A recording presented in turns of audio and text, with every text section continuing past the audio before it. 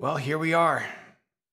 This is going to be a sad, another sad time where we beat a role-playing game on stream and we just, yeah. Sad time, but honestly, this has been another good one. So, again, another bittersweet moment of a role-playing game being beaten here on stream.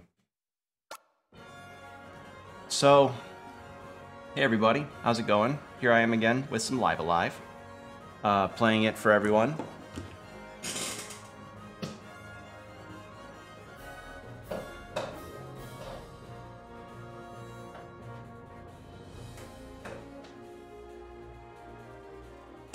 Yeah, I definitely would say, like, of the role-playing games I have ever, like, just sort of decided to finally do streams of, this one pulled a lot of surprises on me that I just was not expecting in any capacity. And I apologize if you guys hear any squeaking. The rodents are back in my, like, the squirrels, I believe, are back in my attic room again, but I'm going to plan on getting some ammonia to flush them out, because they have been really invasive lately.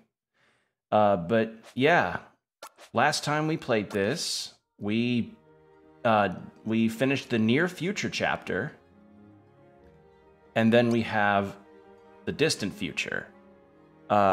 So I saved this for last because people said this was a very unique story that was discovered. Also, apologies if I sniffle a few times. My dad made some spicy pasta for dinner, so I may be a little sniffly, but yeah, kind of sad because this was a really unique role-playing game as far as what it was conveying with everything.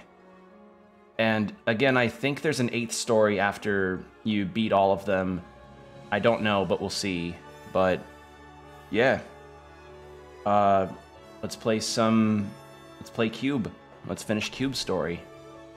So the last I remember from Cube's story is that we got to know the crew on the ship. Don't remember a whole lot of them, except one guy was being a real dick towards Cube for no reason. One dude was... There was the creator of Cube, who was nice. Everyone else was nice. There was one person who was kind of getting up in the creator of Cube's business, like just kind of getting up in his face about things. Kind of a hothead situation. I got to play an arcade game, which was where we got to sort of fight, do the turn-based RPG stuff. Oh god, what else was there? I got coffee for the jerk that kicked Cube.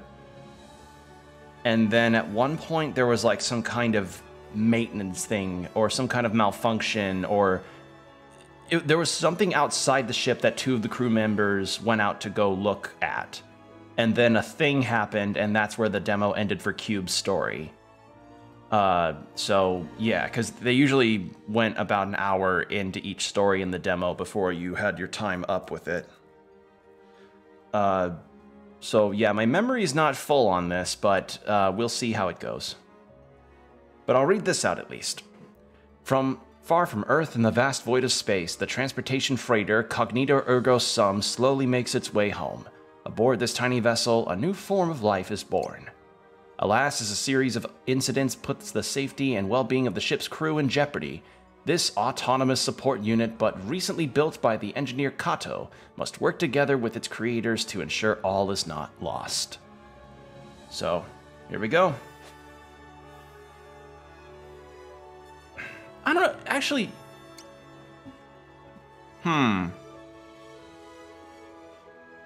See, this is tough, because I don't remember a whole lot from this chapter.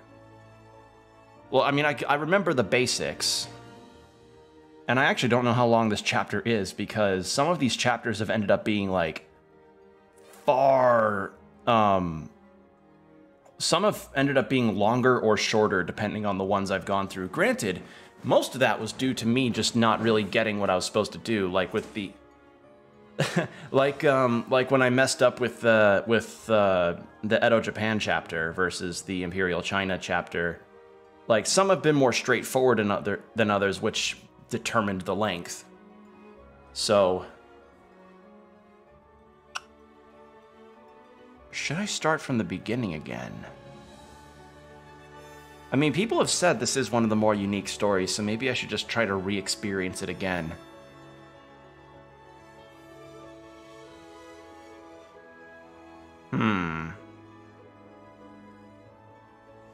This is a tough one. Because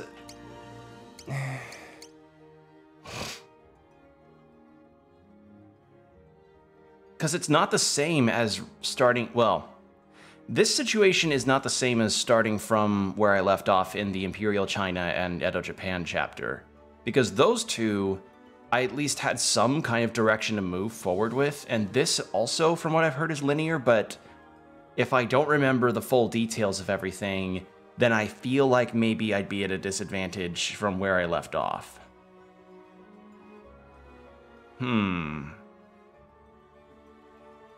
This is a tough one. Do I or don't I?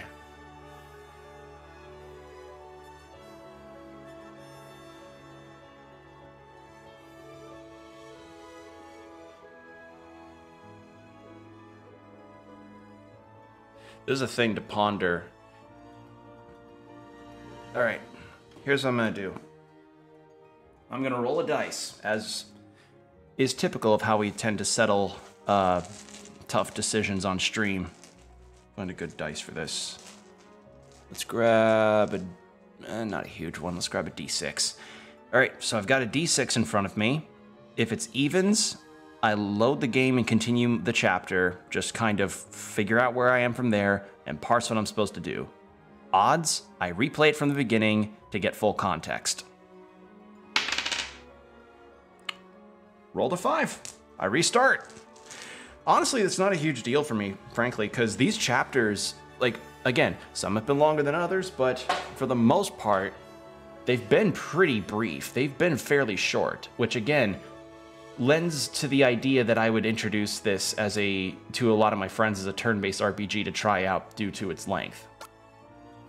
All right.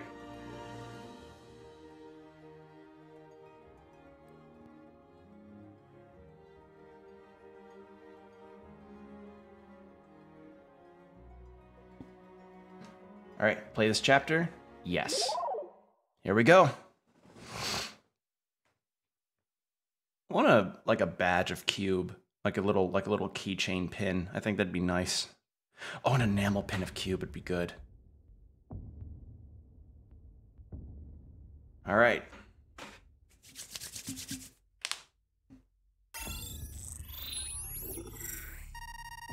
Space Dock TSQ-05.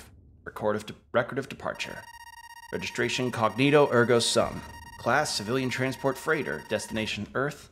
Cargo Xenobiological Specimen. Crew 5. Passengers 1. Courier Military.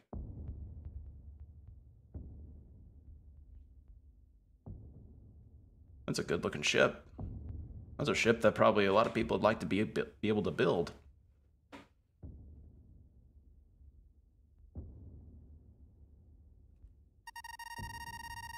Cargo Manifest. Primary cargo, Xenobiological Specimen. Description, giant quadruped. Habitat unknown. Capabilities unknown.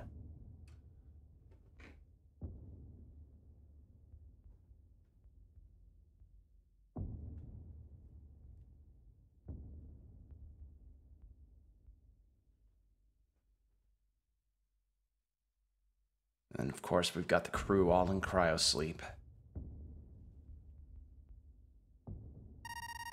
Orders from command concerning specimen are as follows. Detailed study of specimen is of highest priority. All necessary measures should be taken to ensure delivery. Escort is mandated.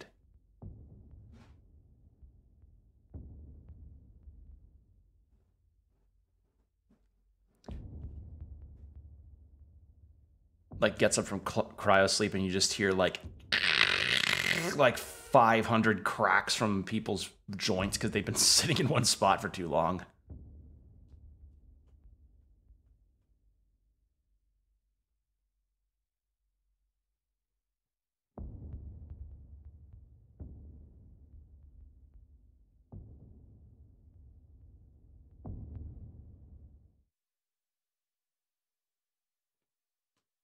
I have to wonder, like, how active is your brain still when you're in cryosleep like that? Like, do you dream in cryosleep, or are you just, like, out?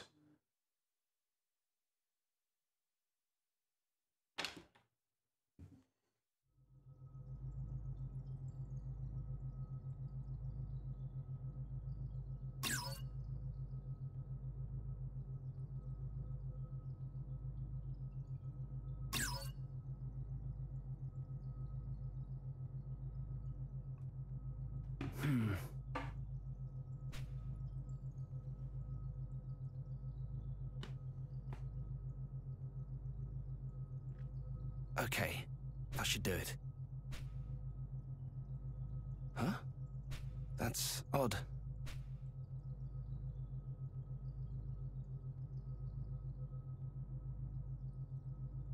Very odd indeed. I'm certain I did everything right.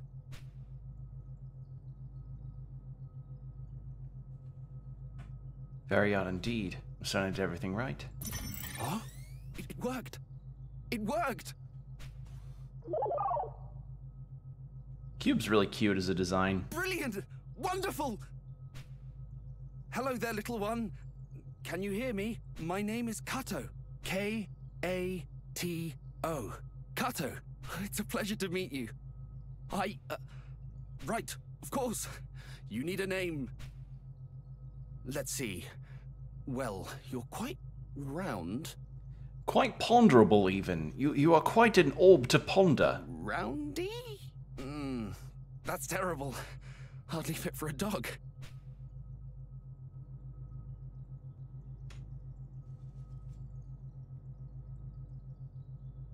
Yes, well, you may be round, but mankind's strength is our sense of humor. Yeah, case by case basis there, Kato. Yeah,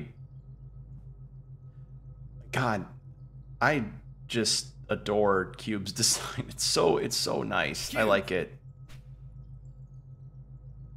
That's impressively worse. Naming was never my forte. Come on, Kato, you gotta Inspiration understand. will strike as we walk. I mean, honestly, I guess for branding purposes, Cube is kind of perfect. Like, again, it's like that old philosophy that I think was quoted from Miyamoto. Was it Miyamoto or Sakurai? One of the people in HAL Laboratory or Nintendo said something about, like, it's kind of hilarious. It's kind of funny to have a harsher, like, sounding name put towards a character that's cute and round. So, like, Kirby, for instance, is like a very strike sound first name. And so I guess Cube is the same mentality, albeit less so, because Cube, the C sound of K doesn't sound as harsh as the K. So I don't know. Point is, I think Cube is a good name. It's very short, to the point, and it's cute. DM's greatest challenges. Yeah, there. It reminds me of a Critical Role moment I remember where Matt Mercer was like pretending to be a guardsman that one of the players was talking to get info, and the player's like, all right, well, what's your name? And he goes, and Matt just pauses for a second. He just goes, Jeff, like, just not at all confident, and like, yeah, that's one. No, it doesn't, like, yeah, fantasy universe where we have like dragon people that walk around and talk to others, and magic is real, and people can just carry crates with their mind, and then there's a guy named Jeff. So names are interesting because it's also like part of the branding marketing deal, you know, like half of this, well, I shouldn't say half, but a good chunk of memorability as far as names for things goes is what can end up helping with a product. Like, I mean, why do you think people remember Bop It, you know? Or Simon Says, or any other kind of thing that's got alliteration to it? Thing or character. But yeah, look at me, I'm playing as a cute little robot. He does little skaties. It's a very 90s look, but I kind of like it for that. Like, he even has a backwards, like, baseball cap built on him. Look at him. But yeah, we are on a spaceship that is bound for Earth and has a thing on it. Good, good. Follow me. And this is our creator, and he's going to introduce us to the crew.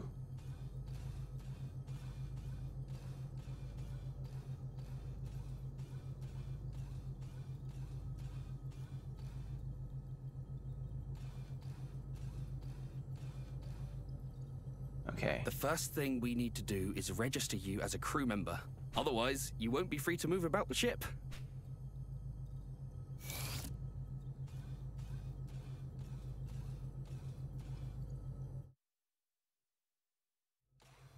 Careful now. You mustn't fiddle with things you don't understand.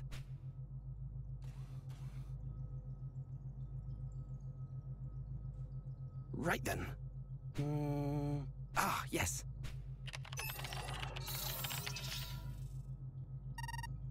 Greetings, Kato. I hope this morning finds you well. Top of the morning to you too. I'd like to enter a new crew member into the system. Understood. Scanning new crewmate. Scan complete. Classification, autonomous support. Please state designation. Yeah, it has to stay. I've been keeping a lot of the canon names for all the characters. Creating profile. A lot of ellipses.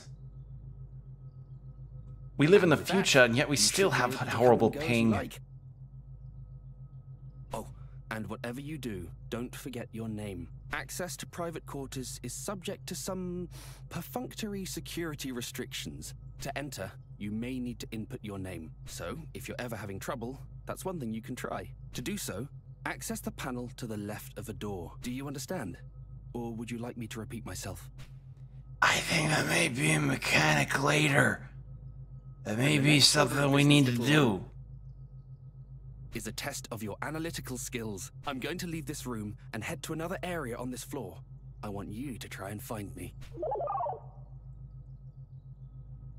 I just love how, like, adorable Cube is. Oh, and if you're ever feeling lost, take a moment to review the ship's map. Alright, so we headed right from the room, and then down, and then right, and then up again.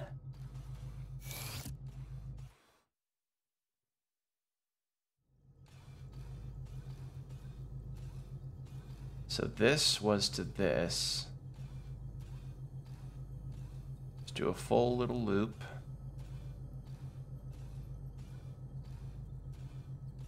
This is 100% how I always imagined humanity would treat our first generation of truly autonomous robot children. Yeah.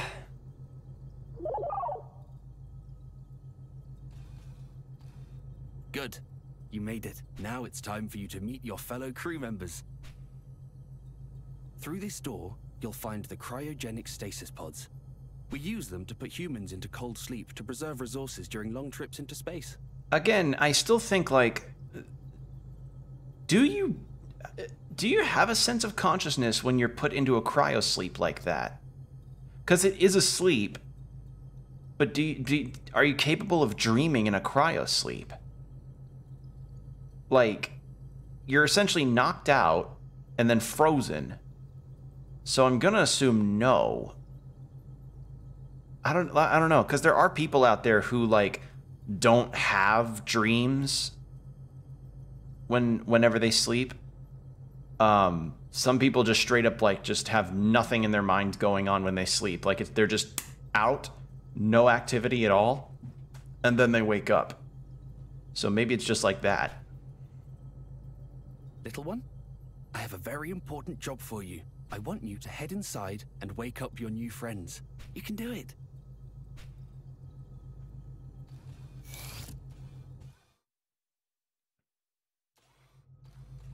All right, let's start from here. Oh, someone else is already awake. The cryogenic stasis unit hums softly. Information concerning the registered occupant is displayed on a nearby screen. Kirk Wells, helmsman.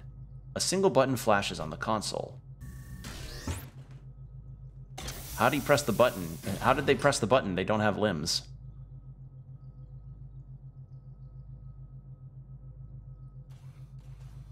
Let's actually... Wow, would you look at that? Alright, Rachel Klein, signaler. Yeah, Cube's very cute. I like their look a lot.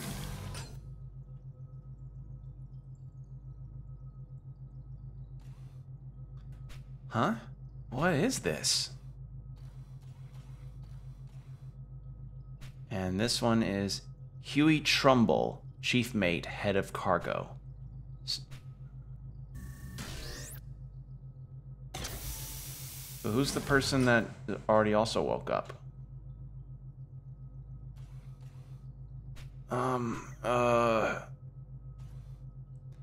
And this one is reserve unit. A single button flashes.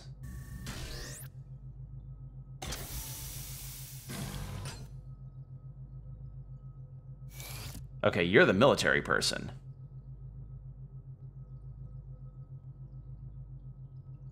Thank you, little one. I appreciate the help.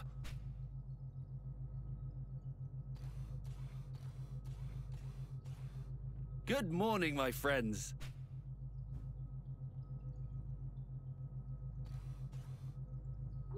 Again, like, it's a cacophony of just, like, joints popping because they've been lying down for so long. Finished your pet project? Indeed. They have even taken a name for themselves. And that's really cool. Like, I slipped up earlier, but they have gender-neutral pronouns, which is really awesome. Hello, my name is Rachel. Looking forward to working with you. Nice to meet you, buddy. Name's Kirk.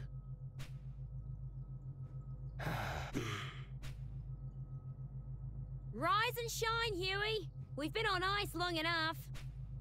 Show us what you've got. Mind giving Sleeping Beauty here a swift kick to get him up and moving? Yeah, I equipped him with a 500-watt taser, perfect for electrifying somebody out of their sleep. Coffee doesn't stand a chance.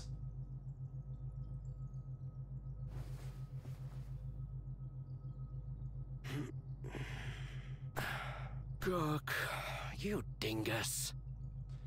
It's like the heavily slowed hibernation. You're functioning at a bare minimum possible. It may not allow for REM sleep after the initial falling asleep part. Okay. Interesting. Like barely... Okay, so barely functioning brain signals. So you still breathe, right? I'll thank you again for not kicking a blissfully sleeping man's pillow. I'm sure we had this conversation before.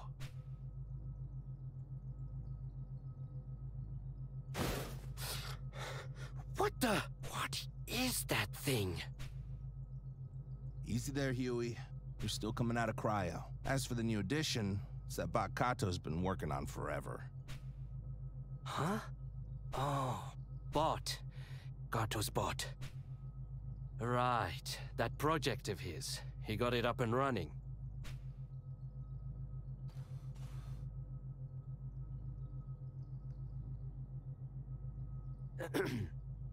Hello there. I'm Huey. Corporal Darth. Darth. Okay. Oh god, he's even called Darth. I forgot this guy was named Darth.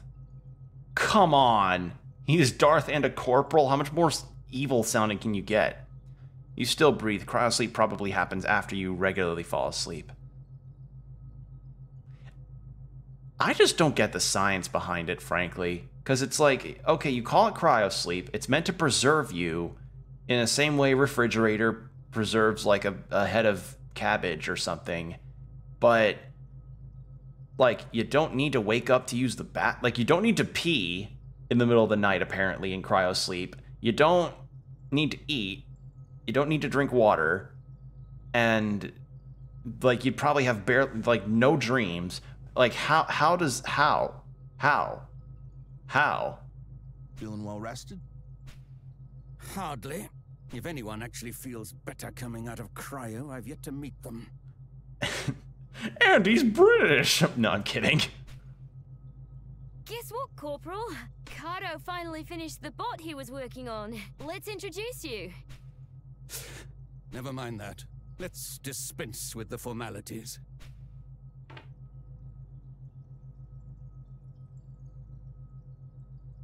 Tell me, though, do you intend to let your clank have the run of the ship? If so, then I expect you to see that it does not get underfoot, and to discipline it if it does. If there is nothing else, then I will go on ahead to the recreation room and prepare for the briefing.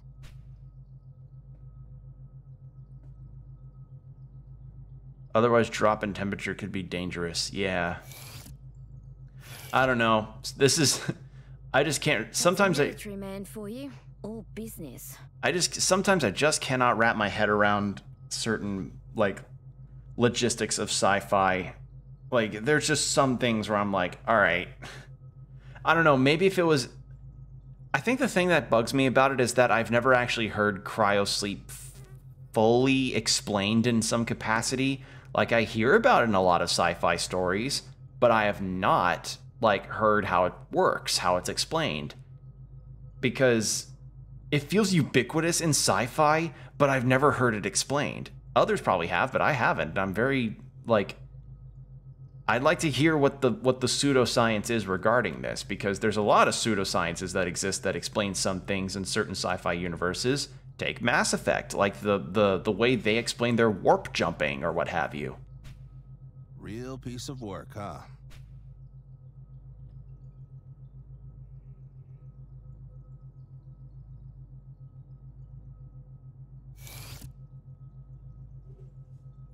All right.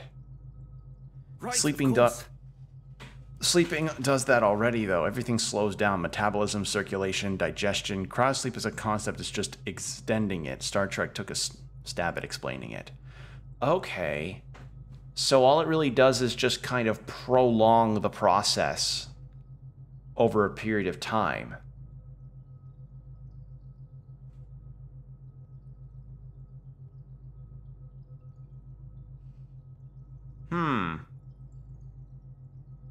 But I mean, okay, so it prolongs the process, but in what way does it prolong it though? Like, how does it just like cause some kind of I'm not smart enough to get this. Like, I just want to know, like, is there a chemical released that helps extend it out? You know, or is there like some kind of hypnotic trance that the body gets put under? I don't know. The customary briefing after waking the crew. You should join us in the recreation room too. Don't worry about the corporal. He'll warm to you in due time. Ha! It's as if you actually see it as one of us. But I suppose that's just your way. Oh, do you think so?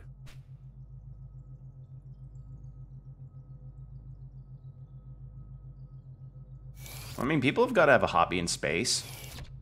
Like, what is there to do? You know, there's cryosleep, there's ping pong, maybe, warp driving. Someone wants to build a robot, you know? God forbid they ever want to build a robot. Okay, I want to actually look around the ship a little bit. Literally just freezing gradually. Body does it on its own when exposed to the kind of temps. Oh. Okay, so this looks like... so this looks like the medical room. So that is decontamination, and then here we have... looks like an operating room, actually. So that's neat.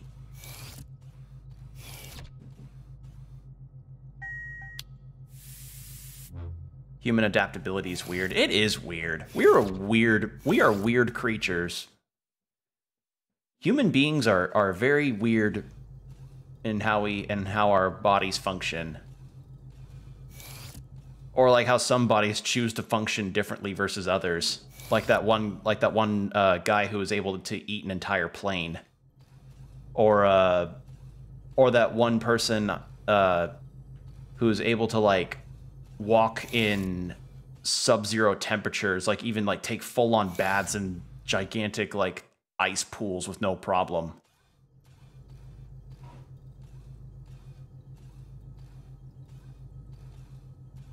All right, what's over this way?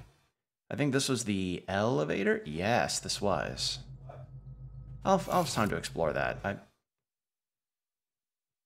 And probably later. So this was the room that I woke up in. I can't go into these because there'd be a thing on the mini-map.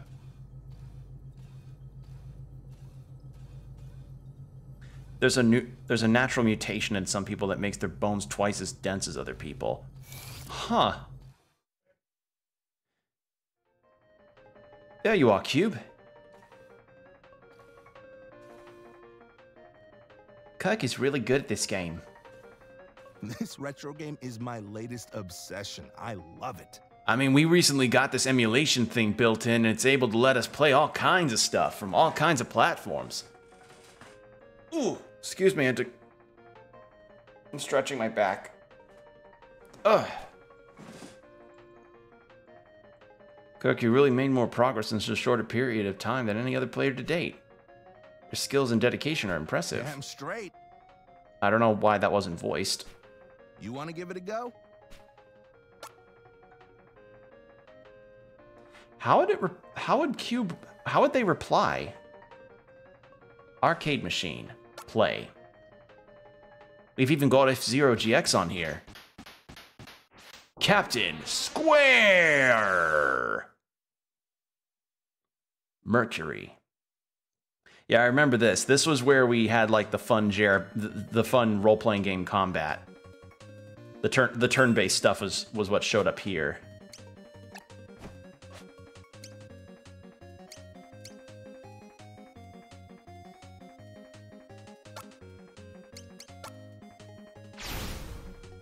I remember the music being louder.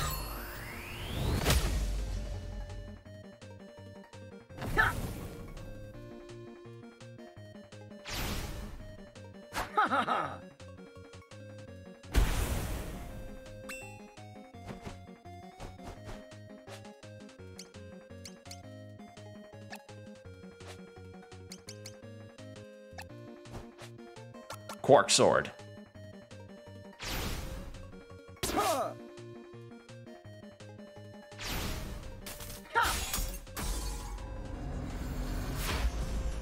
No! Oh, I missed. That's fine though, because I can do this. Harder for them to swim, but they can withstand forces that would break bones on others. Okay. Interesting.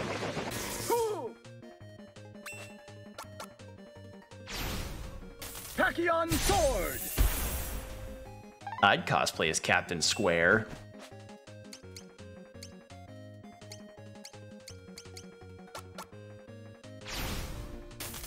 Spinning star!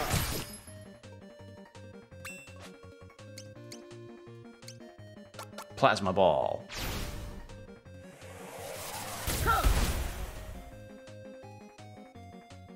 Stage clear! Cool. I wonder how far I can end up going, actually. So, Mercury, Venus. Wait. I think they skipped a planet, right? Is Venus second in the... Wow, failing of my education. Is Venus the second planet in our solar system? I can't remember. Shit. I can't remember. Supernova! Wow, that sounds crunchy.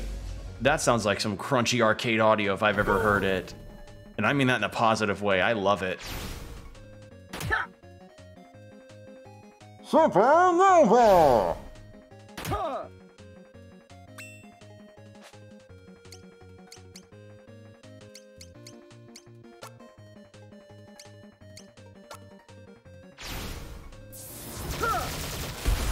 Yes. Nice. Yes!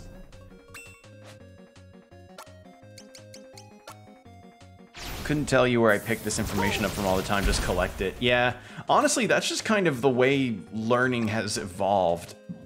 Thanks to the internet, excuse me.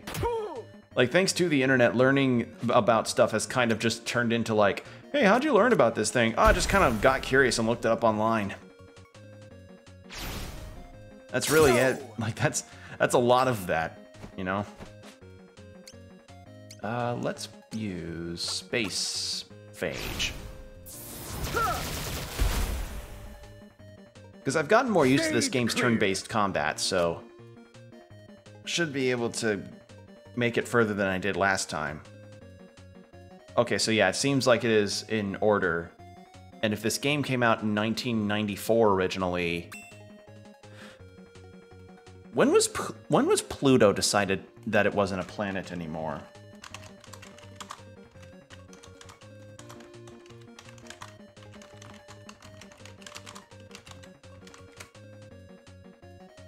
Okay, 2006. Okay, so maybe Pluto's in this game as a planet that you need to go as a stage. Okay, so that makes, so I'm on Earth, so Mars, then wait, is Jupiter or Saturn next? I think it's Saturn. So then Mars, Saturn, Jupiter. I consider it a planet. Viva la Pluto. Yeah. Viva la Pluto. Oh god, another failing. I don't remember what the order of the planets. Shit. Like, I can name the planets, I don't know what order they're in.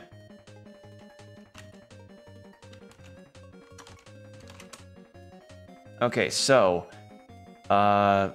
Mercury, Venus, Earth, Mars. Okay, so Jupiter's next. So Mars, Jupiter, Saturn, Uranus, Neptune. Okay.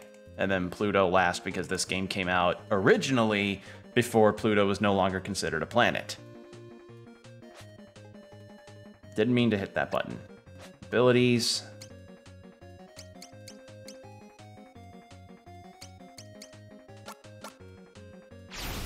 I think this was the stage where I lost originally.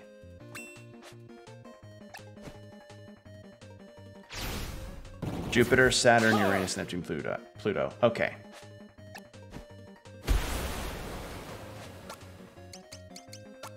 Spinning star! Getting very Captain Falcon vibes from this guy.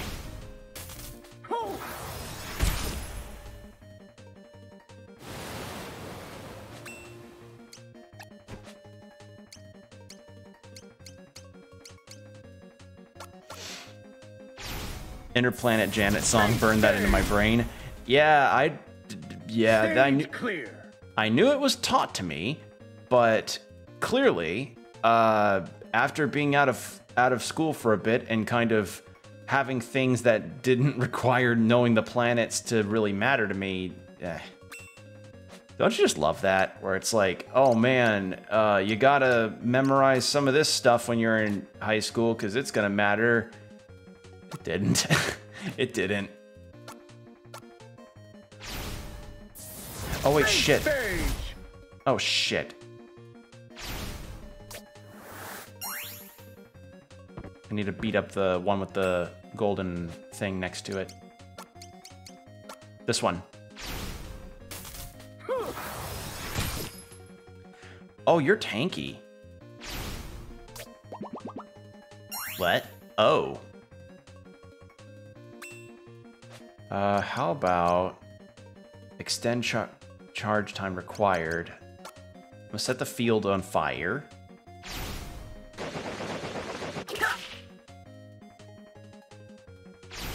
Supernova. They really did go the extra mile with having these voice lines. Like, I've loved a lot of the performances in this game. Alright, what's the fire damage tile like?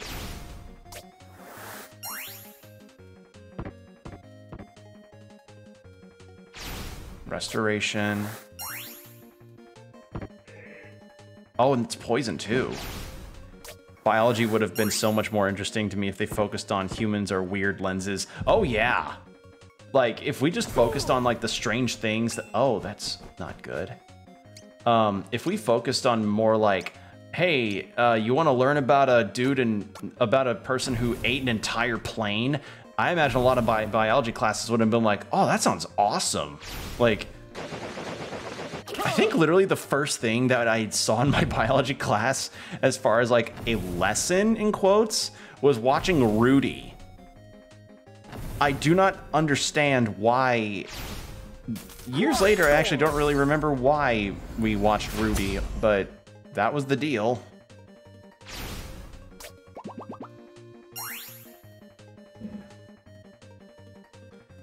Oh god, this is gonna suck.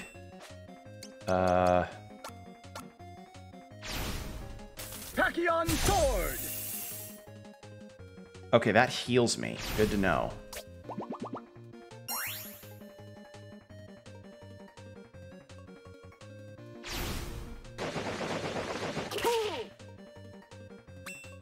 This is a tough one.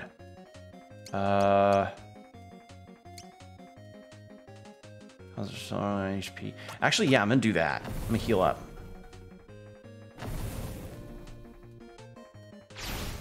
Plasma charge.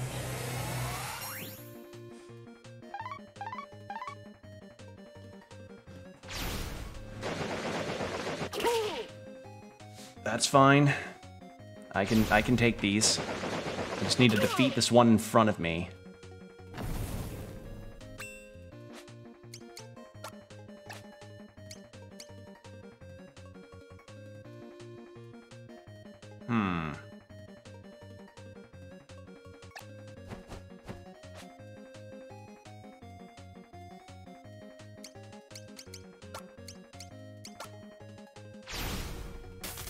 Spinning star. Yeah, that didn't do anything. I'm gonna heal up again. Oh, it's... Oh! Wait, what? Victory. Victory? Kinda? What? Huh? Alright, I guess I'll take it. Alright, I'm on Jupiter. Or even just why it's important. If my teacher had told me DNA was the way we finally figured out how viruses work, I would have been way more invested. Yeah, or that DNA and cell building and like how cell stuff works could, you know, help in determining like cancer growth, you know, like how nice would it be to fucking hear like, oh, cancer, some cancerous stuff can be hereditary. It's like, oh, okay, then how can we determine when a person could possibly develop something like this? Just, God.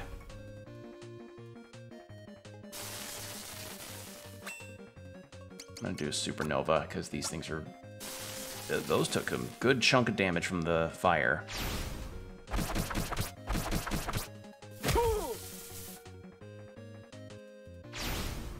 Supernova!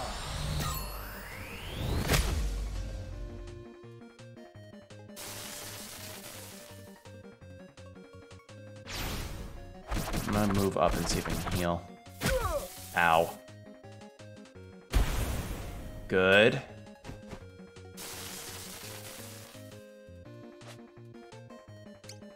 I'm gonna heal up. There.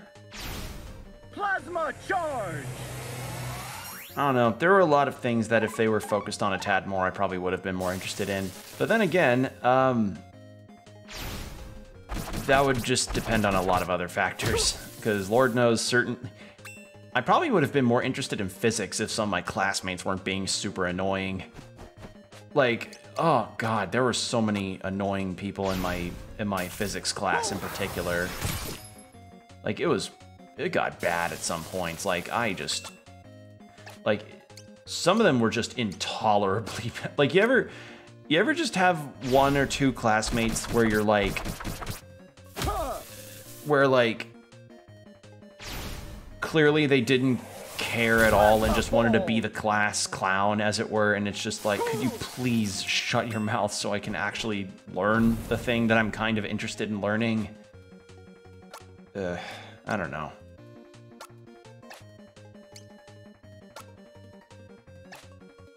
I could actually use a heal. Guess what, kids? We're at a point in history where gene editing on humans is theoretically possible. Let's learn that science behind it and then have a conversation about ethical science. Yeah.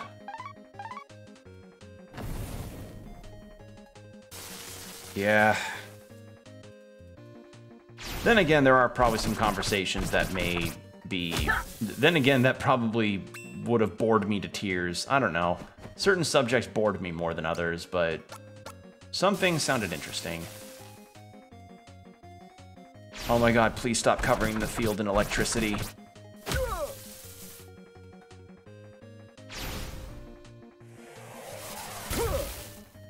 And he moved, thanks. That's a good no. No! Oh my god, please stop covering it in electricity. What do I even do with this? Yeah,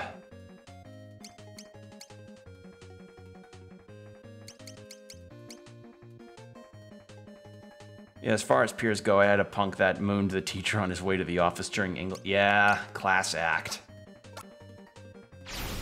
Space stage. Good damage there.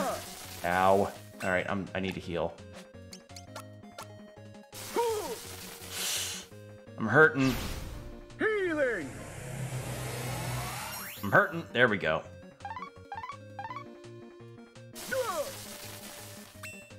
That's fine. Just destroy this guy. Oh, come on. Oh, he's stunned. Oh, cool. Great. That means free move. I can heal up again. And it seems the move is only vertical or horizontal. Perfect. Now I can take this out. This guy.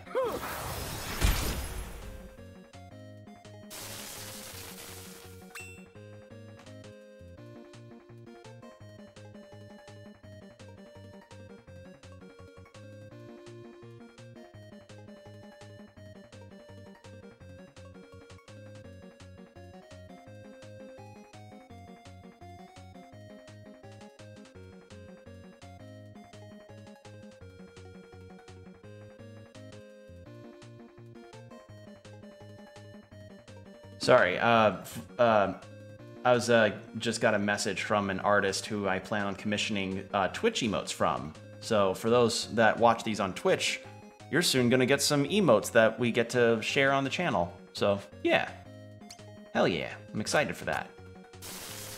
Must be a big fan of this Captain Square game. Wow, you're almost done. Yeah, Combo, I like this a lot actually. This is pretty fun, but I restarted the chapter. I restarted the chapter because I felt it'd be best if I actually... Did a fly just land on my eyebrow? What the fuck?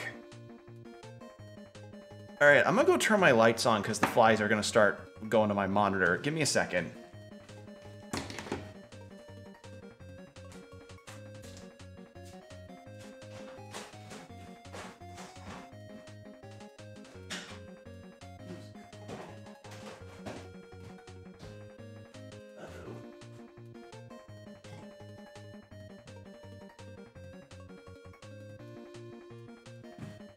Okay, sorry about that.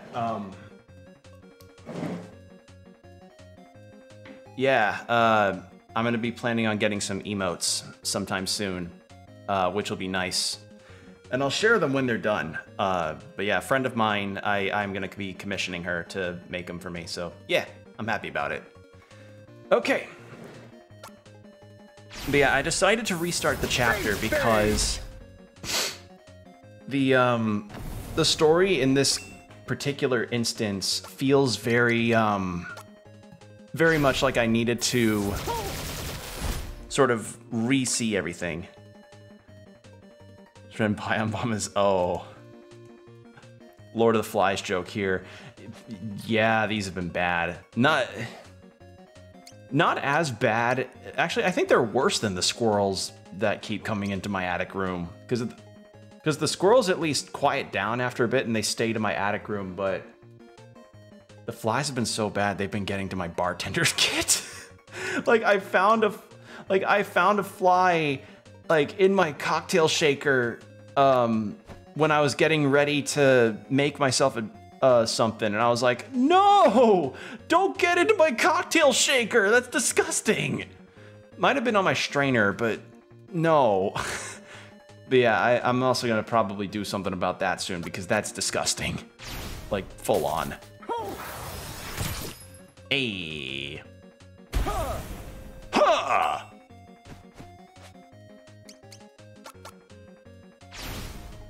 Okay. I think I actually didn't make it past Jupiter when I played this before. Clear. Come on! Yeah. I have to see if there's any... There has to be Captain Falcon sound bites available. Oh, those things look cool! Ooh, I like the look of them. Quark sword. Silicon resin. Ew. Show your moves. Yeah, I need to look up. I need to look up if there's any Captain Falcon sound bites. There ought to be. Ooh, that's good. It needs a bit of charge up, but that's strong. Ow. I need to heal up.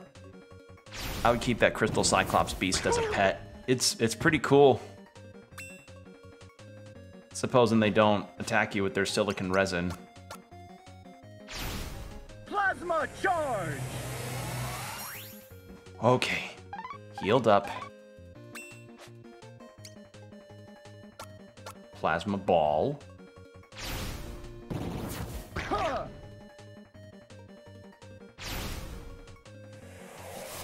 Plasma ball. Good. Left a little plasma space there.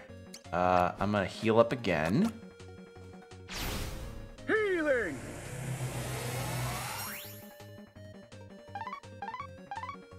Ligma ball.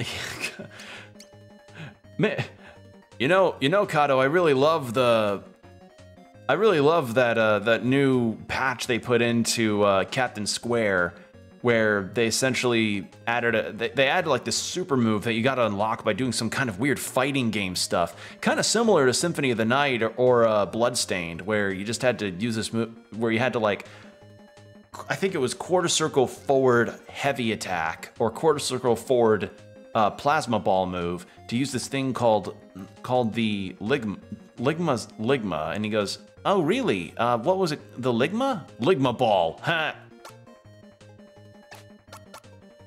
You actually, Kirk seems like the kind of guy that'd do a Ligma ball joke. No. No.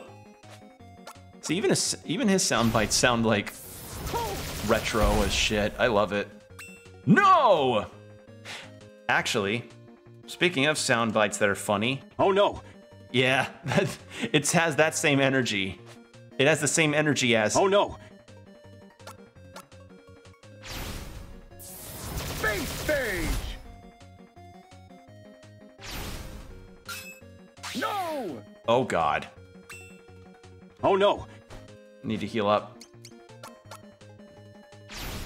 Plasma charge. There we go. Yeah. Oh, or it could be Oh god, what was another famous oh no? Jonathan. Jonathan? I don't think I'm getting that reference. Oh, Joseph. Joseph, I was like, Victory. I don't think Jonathan ever said oh no like that. I think that was a Joseph thing. Okay, I'm at Uranus. So then it's this, and then Pluto, and then I've beaten it. Oh, hello. Just Q-berts. I'm guessing these all block that move. Right? Plasma ball. Yeah, figured. Okay, it heals, but it's put to sleep. Lightning absorb. Okay, good to know. How about Pion Bomb?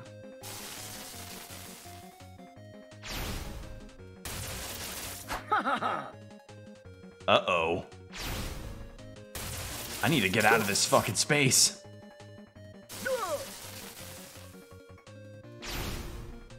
Pion bomb. Okay, good damage. See if I can end it with a supernova. See if they actually get fire damage from it.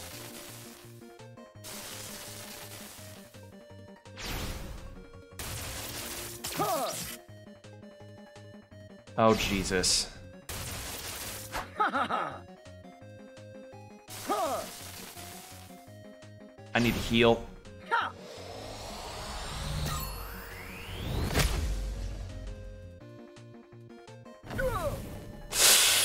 This isn't good. Oh, God. Oh, fuck. Oh, God. Oh, no. Do I lose here? I lose here. Ah! I definitely made further now than I did before. Not cut out for it after all, huh? Let me give you some advice. You can't always be aggressive. Pay attention to your enemies and how their attacks work. I was paying... So it's a roguelike? No. That was just like a set arcade thing that I could play. All right. Hmm? Oh, you must be interested in my book. Would you like to read it? I would like to read it.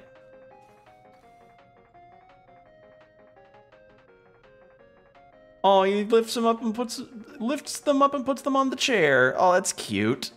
Did you see that? That was adorable. I mean, when you die, you have to start again. Nah, I wouldn't really consider it roguelike. That's just more like classic coin slot arcades, or not coin slots, but you know what I mean. The coin operated arcade systems, like yeah, like shy of just putting 3-letter nicknames for top scores, and then you see the top score is someone put ass on it. All right, the dawn of the space age. That was cute. It was written by humans long, long ago. That was very cute that Huey lifted Cube onto the stool. I think that was really nice. I've always enjoyed these older stories. They have an earnestness, an adventurous spirit that speaks to me. Says the guy who's practically terrified of his own shadow. Ass Ketchum, yeah.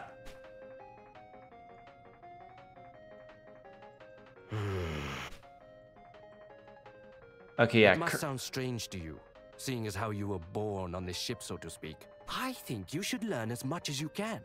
Expand your horizons. Take a look around the ship and see if anything interests you. Don't just rely on humans to teach you either. Experiment. Try to do things on your own. Kato, does this bot of yours have any unique abilities or talents? Well, no, not as such. But they do have the capacity to process data and develop skills, such as... why don't I teach you how to prepare coffee? That's an important skill. Come with me, little one. I'll show you how to use the machine.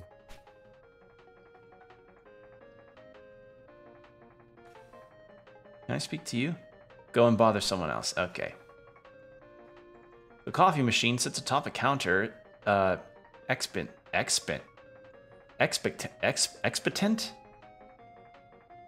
Expitent? What is that word?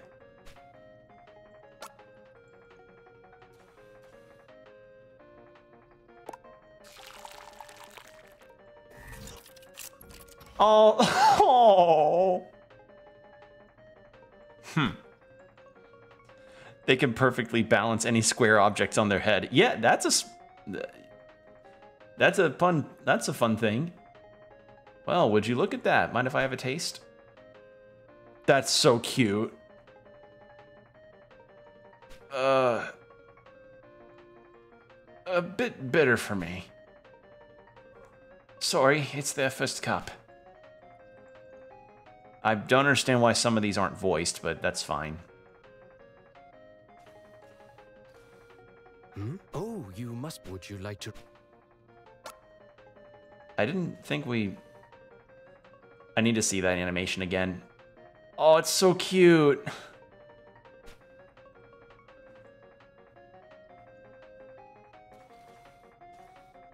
No sign of the captain. He's usually such a stickler for punctuality. Yeah, I think I made a fair go at Captain's... I don't know, does something change if I beat Captain Square? Because I could go at it again. What do you think? Should I go for Captain Square again? Should I attempt to fight through all the way to Pluto? Yeah, sure. Yeah, I think I'll give it another go. You want to give it a go? Fair and square. Yeah, more like fair and cube. All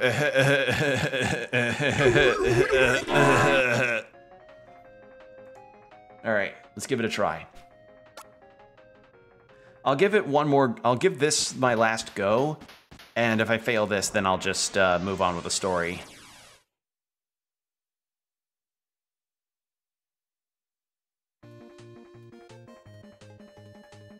Makes sense considering cube is 3D and squares is a 2D sprite. Yeah.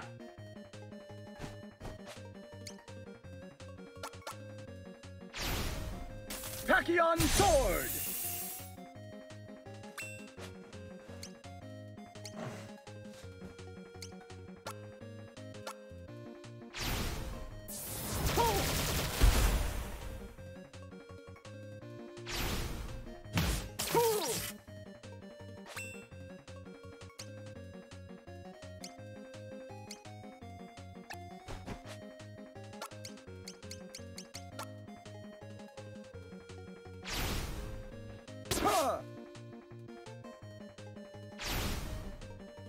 I have to say, though, if this was a real arcade game, I'd actually be really into it.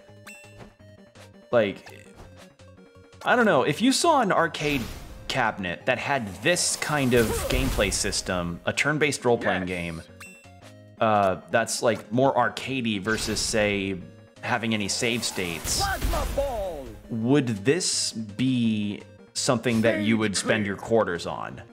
If you saw this at like a pizza place or like an arcade in any capacity. Would you let your game be interrupted randomly? Would you let this game be interrupted for you randomly by that one guy in Monster House that just takes your chocolate and eats it? Like that one meme. I'm sure it exists somewhere, if not here, probably in Japan. I don't think so, but if it ever did exist, honestly, I think that'd be kind of awesome.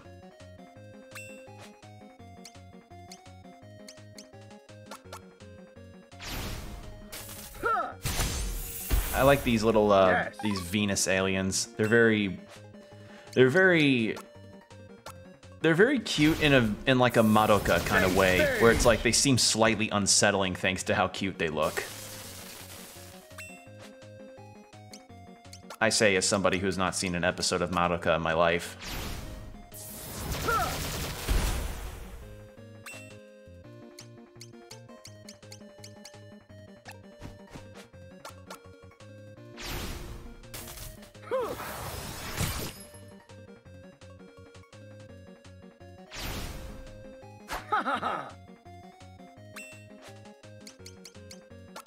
Pion bomb.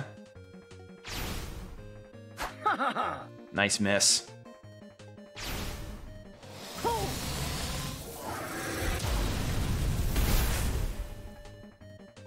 Yeah, there are a lot of interesting games arcade games that exist in Japan. One of which I heard about was a fighting game where your special moves and attacks are not controlled by the buttons in the arcade cabinet, but by the stick. Like the stick in the cabinet is how you attack and perform your special moves instead of the buttons, or a combination of buttons and sticks. So Stage clear. that's kind of how that's an example of one. But we know the arcade scene has definitely changed a lot, especially considering the Sega building is now no longer the Sega building. Tragedy. Goddamn travesty.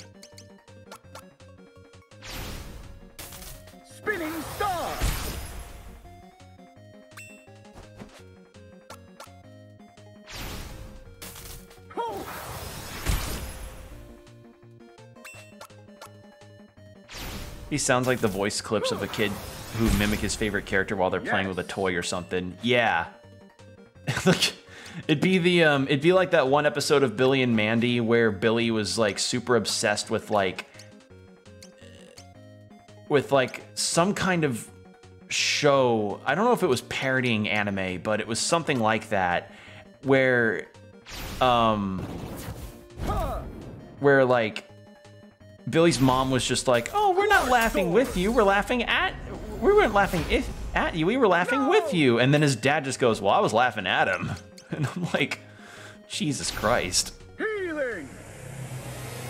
To infinity, yeah. Actually, here's a question for all of you. Have you ever, when you watched something as a kid, did you ever like see a fictitious, like an in-universe fictional thing that you wished was real in some capacity in action figure form? Like, say you have character A that's super obsessed with an in-universe TV show, and it's like, oh man, I like this thing, it's so cool. And then you saw it as a kid and you're like, wait, that does actually sound really cool. Because I definitely have had one of those. And mine was my first one of that, and I remember this because I had the VHS of the movie Ultra Lord from Jimmy Neutron. I kind of sold into Sheen's liking of Ultra Lord. I did think the action figure looked neat, and I was curious, and I was wondering if whether or not it was a thing, and there wasn't. No Crimson Chin. Honestly, no. The Crimson Chin was not really my I don't.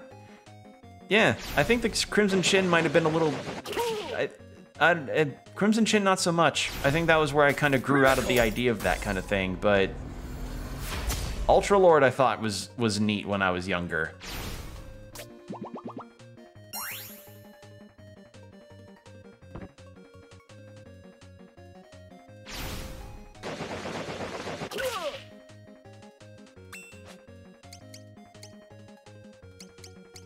Let's do a big old Pion attack. Ow. There we go.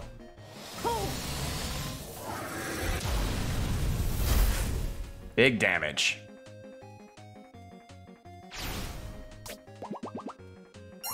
Alright, and let's hope there we go. Boom. Used its own healing against it. Unintentional win on that one. Yeah, I could have, I picture this probably would have been a cool arcade thing to see if it were real. But yeah, the Ultra Lord was one where I was like, oh man, this in-universe thing sounds really cool. And I didn't grow up with it, but honestly another that would have been cool to have some kind of memorabilia of would have been the Gray Ghost from that one Batman animated series episode, which also comes to mind considering Batman the Caped Crusader, which is a animated series pitched by Bruce Timm, the guy that made the DCAU, or one of the heads of the DCAU, is, you know, another Batman series that apparently got dropped from the HBO thing, but got picked up by Amazon, so yeah, that's nice. Was it? Actually, wait, is it Bruce Timm? Plasma ball.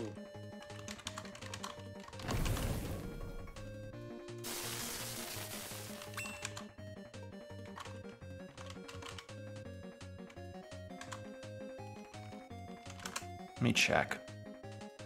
Is it Bruce Timm? Oh, Kevin Conroy was gonna be, oh. Created by Bob Kane. Oh, wait, so Kevin Conroy was going to be a part of this project before he passed away. Oh. That stings.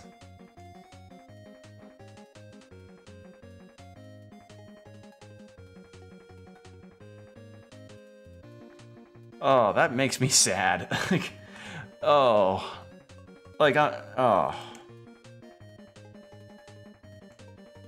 Well, either way. Yeah, that just came to mind because was it Brute?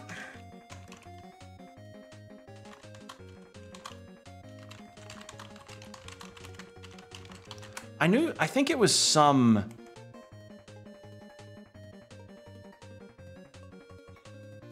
Okay, yeah, Abrams and Bruce Timm. Okay, so Bruce Timm is involved. Okay, just making sure. Just making sure my info is correct.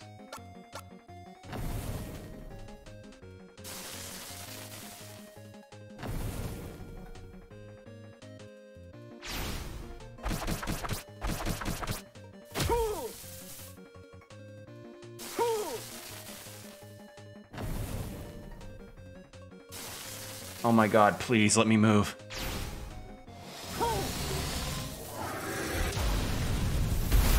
Beautiful.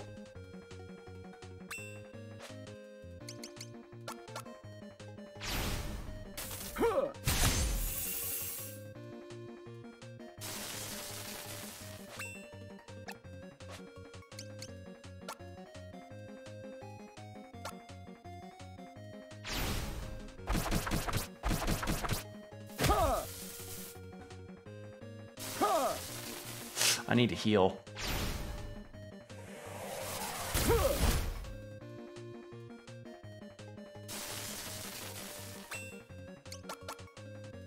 Please let me heal.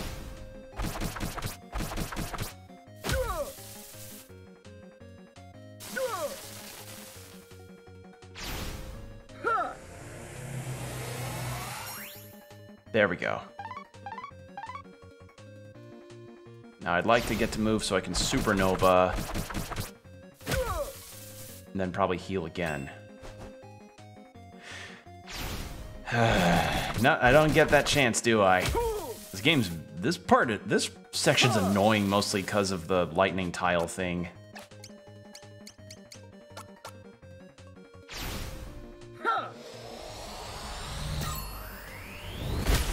There goes another one.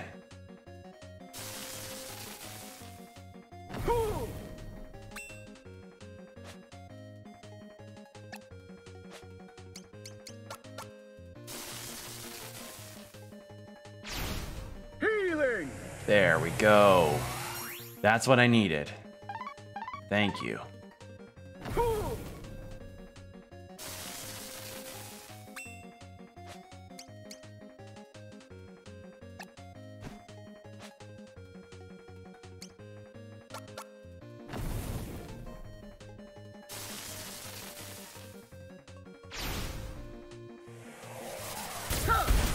Nice.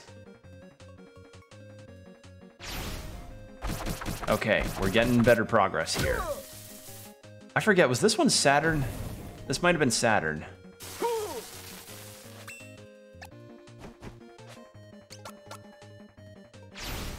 Plasma charge!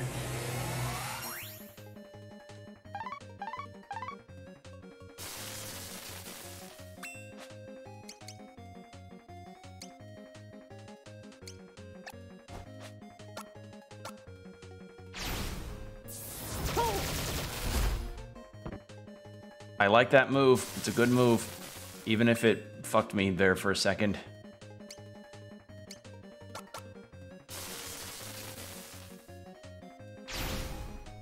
Ion bomb!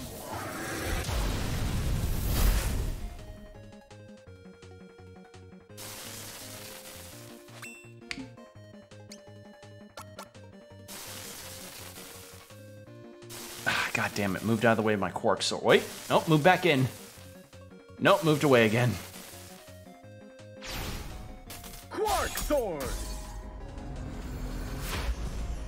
No! Fucking... Oh no! Do I just... that's not gonna do anything. And I'll just knock him back into that. Let's do this.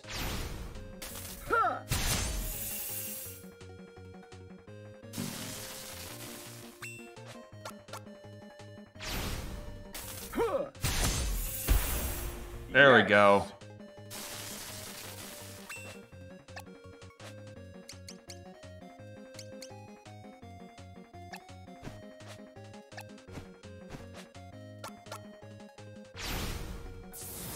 Space stage!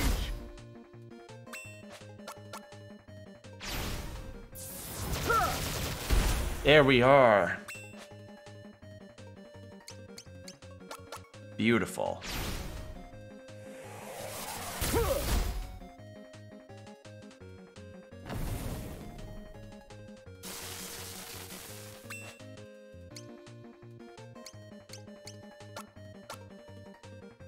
Ah, shit. Unless an enemy's stunned, I probably shouldn't be doing that.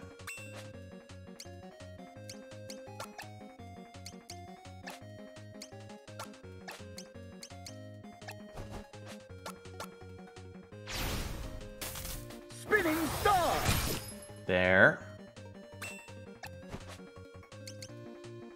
And then here. Boom. Yeah, that one takes a bit longer thanks to the, That one takes a bit longer thanks to their lightning tile stuff. Okay, no, that was Jupiter I was on.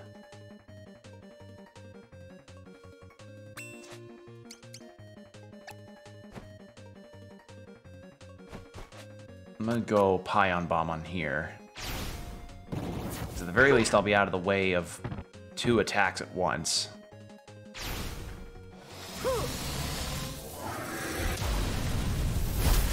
Yeah. No! Need to heal, though. Oh, I need to heal bad. No! And I'm dead. Okay, well, that was a valiant attempt. I got 2 countered at once, and that was not a wise move.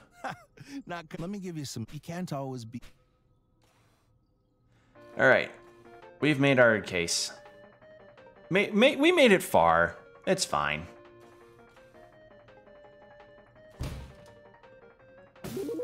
Don't touch me! Please, there's no need to get so upset. You people have no idea what these things are capable of. But I do. I've seen it. I don't know about any of that, but I'm sure it's got nothing to do with this one.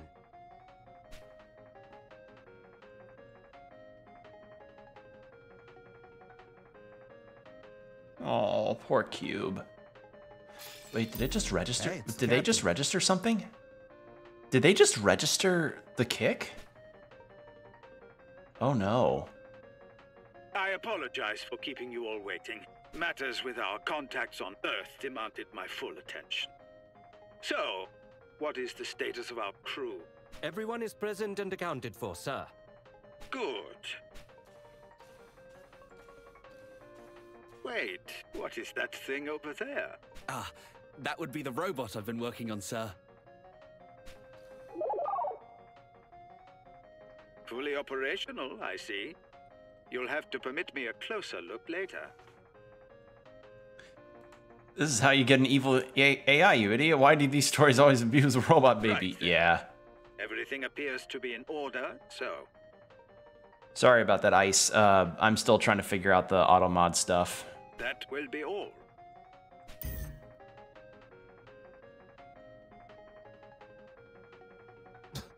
Hell of a briefing, huh? Spent most of the time gaming and waiting for it to begin and end just like that. You say that like it's a bad thing. Well, it is what it is.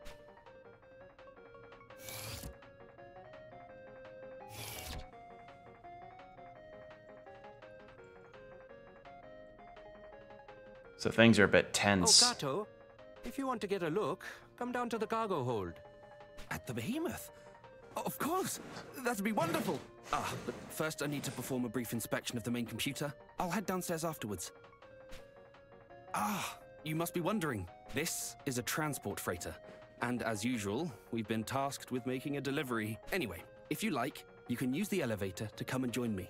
The main computer is on level 3, and the cargo hold is on level 1.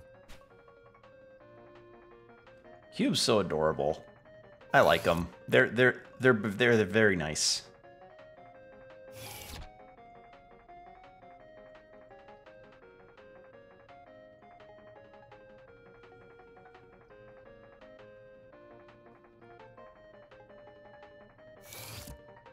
I love how they were able to direct, like, the attitudes of the characters with how they walked.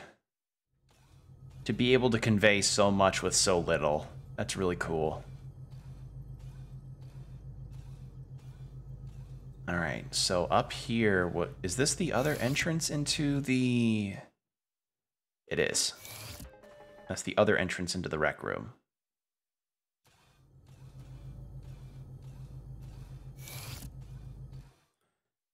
So yeah, we've explored all there is on the second floor. I want to go to the first.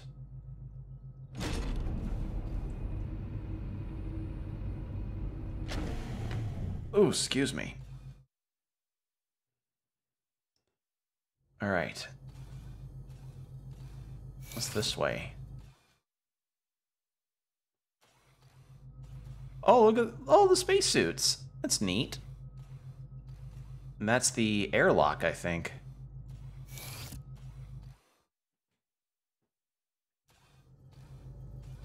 Okay, so we know where the airlock is.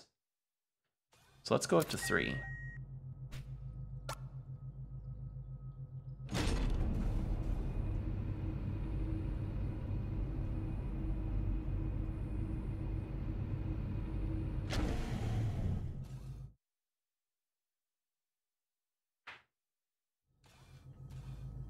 What's in here, though? Okay, this is the bridge. I hope we get to talk more with the mainframe and make friends. Yeah. I'm glad you're here. Welcome to the bridge, the heart of our ship. Or the brain, I suppose. It's pretty complicated, space travel. Though Decimus did take care of everything while we were all asleep. Ah, so the computer's called Decimus. I'm the signaler, Neat. by the way. I look after the communication systems. And I was just about to get to work.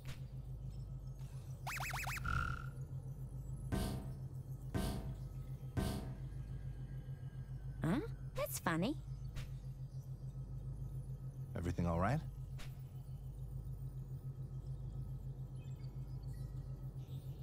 Unfortunately, no.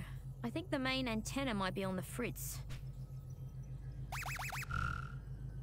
Hey, can you two come to the bridge? Something wrong? I got some comms trouble by the look of it. I could use a hand here. Double time, Huey. Warp speed.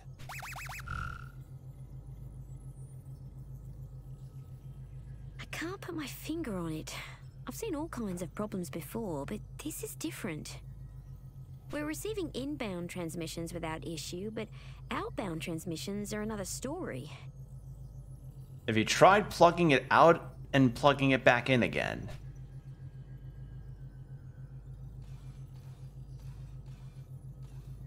Great, just peachy. And you checked the sub-antennas? I did, and they're fine. It's a Watanabe hypercaster, made in Japan and everything. The main and sub-units are designed to function independently, so one going down shouldn't necessarily affect the other. Weird. Have you tried resetting the Have you tried resetting the modem? What did the captain have to say? Continue your investigation and get back to me when you have more information. We'll settle on a plan then.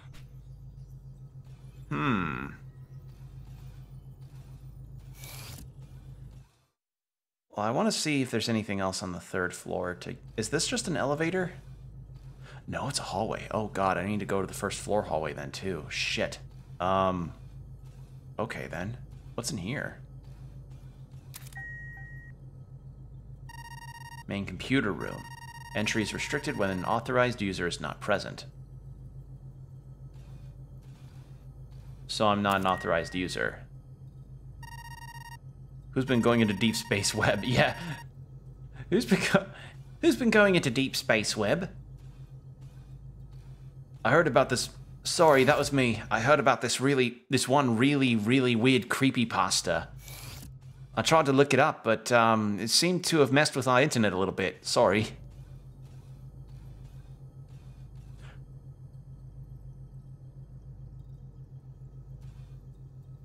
The machine bears a curious resemblance to Cube. It appears to be deactivated.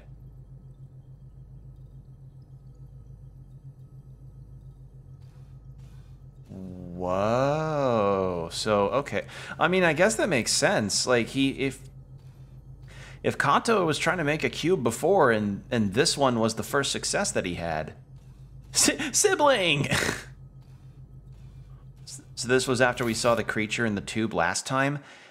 I think we haven't seen the creature in the tube, but I can go check now that I know that apparently I was wrong about the elevator situation. Let's go take a look.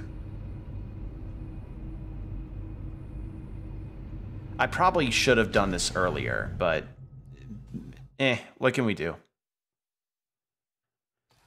All right, what's this way? So that was where the airlock and suits were. I shall call them Sphere. Yeah. All right, so this is the cargo, I think. Behemoth observation records, 1 visual log, 2 audio log. Press that first button. Oh, cool. Look at this thing. Smash that like button and show us the behemoth. Oh, look at that though. Doesn't it look cool? Wow. That's a cool looking monster. Second button. What does it sound like? Ugh. Creepy. It's creepy, but really nice looking at the same... It looks like a Final Fantasy summon. It looks like the summon from a different game. Come back, friend. Yeah. Okay, well that was neat. All right, back to 3rd floor. Let's go back to the bridge.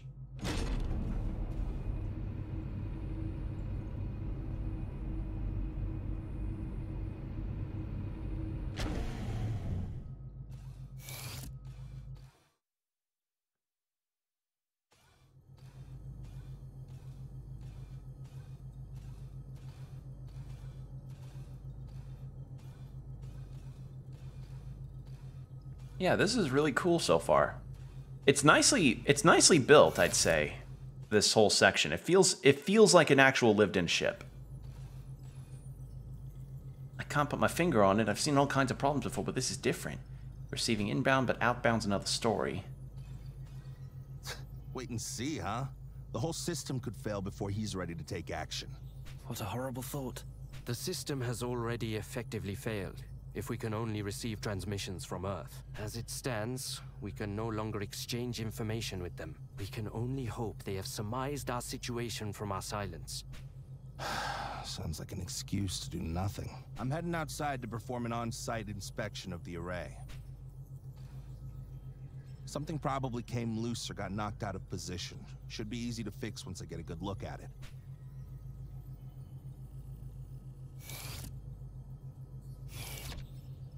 There's no talking him out of it now, so we may as well try and back him up.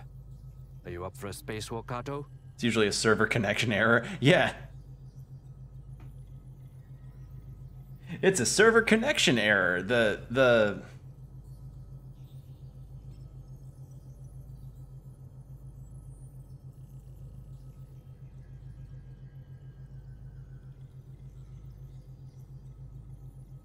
It's a server connection error. Your Yu-Gi-Oh match got interrupted.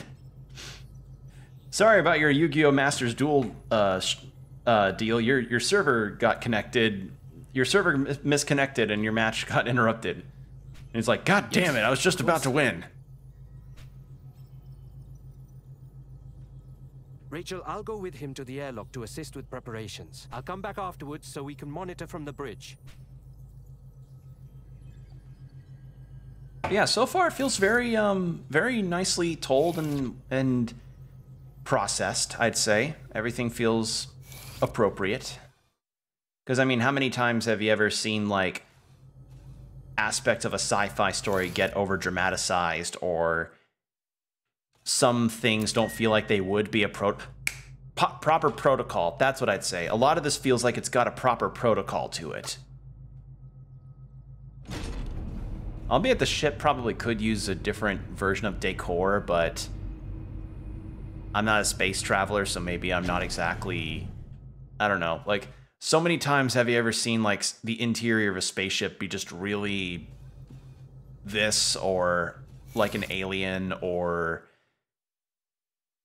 so many other things. Stop it, please. This is neither the time nor place. Oh, hello. You and your holier-than-thou attitude.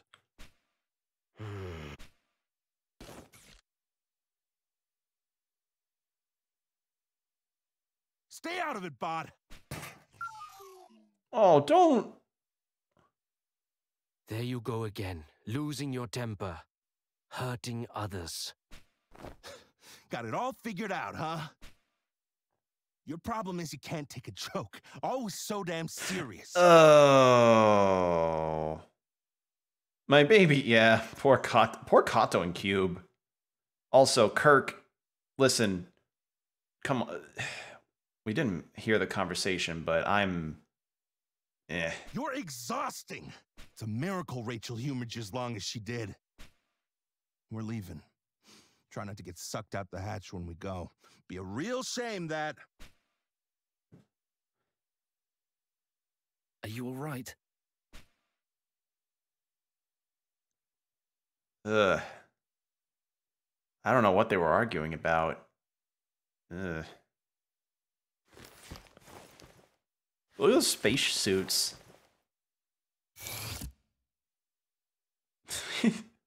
I don't know. The spacesuits kind of look like they'd be a Chrono Trigger enemy.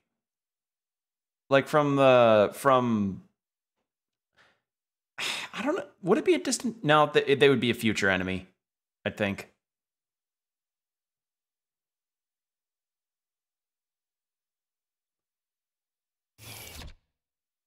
Okay, so now they're going through to look at the... Okay, this was around the time where the demo was gonna... Like, the demo ended for me.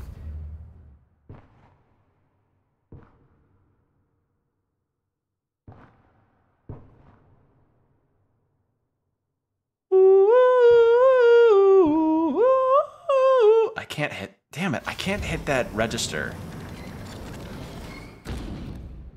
Alright. So what happened? I'm sorry you had to see that. People are a bit more complicated than machines, don't you think? Who voices Huey? I'm curious.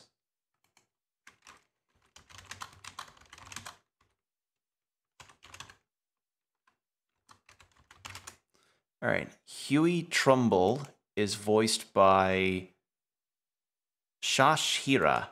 I hope I pronounced his name correctly. Okay, cool. Interesting. And then... Well, what else? Who else voiced who? Like, who voiced Kirk and such? Let me check. Where are they? Where are the space crew? Where are the space crew? There's Huey. There's Kirk.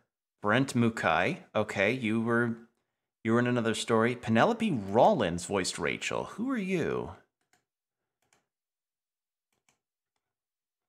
You're in Arc Knights. Oh, you were in Triangle Strategy. Ooh.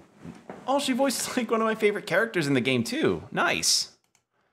Oh, David Montragna voiced Captain Square? Oh, that's fun. That's fun. I like that. If you don't know who David Montragna is, he is a dub actor who's prolific in a lot of different roles. He's voiced in a lot of shows that I really like. He actually voiced the main character of one of the first anime I ever watched, which was Sorcerer Stabber Orphan.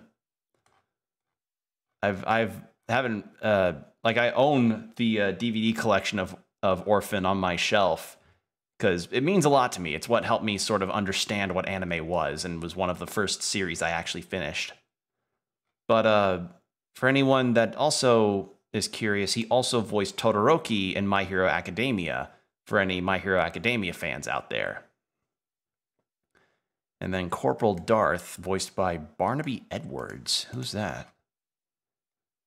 Voiced in Doctor Who Shada and Doctor Who The Adventure Games. Okay. And that's kind of it. I feel like I'm missing a crew member, but I guess I'm not. Oh, nope, there we go. Yoshiyuki Kato, voiced by James Bradwell. Who are you? Who have you voiced? Justice Kato. Okay. All right. A lot of really good performances. Really enjoy the performances in this game. Yeah, David Montragna. That's cool. I hope I'm pronouncing his name right. But yeah, that's neat.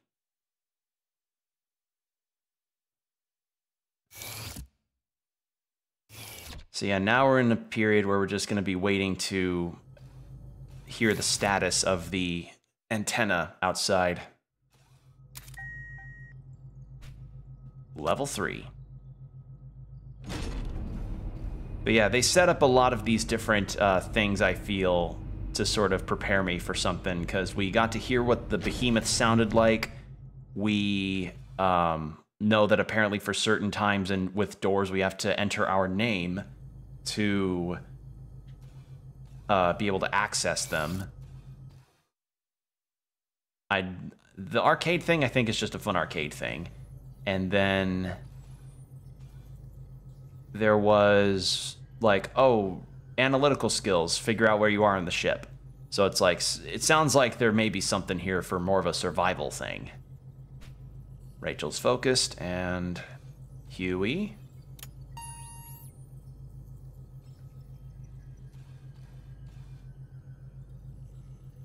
Rachel, they're in position. Understood.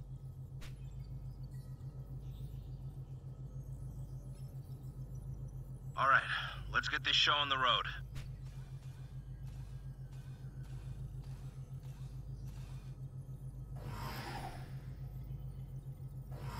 Convenient sliding chairs.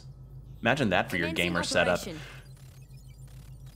Of course, a fly decides to go right onto my monitor despite all of my lights being on. Really? Go. Jesus Christ. Okay, commencing operation. Kato, you need to access the administrator controls. Switch the system to maintenance mode. Inputting code. Whiskey Alpha, Tango Alpha, November Alpha, Bravo. So WATANAB. Watanabe. Watanabe. Oh, for Watanabe. Oh, that's clever. Kirk? Kirk, do you copy? Loud and clear. Everything's fine. Huh? Kirk? Kirk! What's happening? Kirk? Kirk, respond! Someone talk to me! I've got him. But there's something wrong with his suit. We're coming in. I'll prep them at bay and meet them at the airlock. I'm coming too. Yeah, this was where the demo ended when we played this last. Under control, Rachel. Don't worry. I'm sure Kirk is fine. He's as tough as they come. Stop it! Just stop it! I need to be there for him.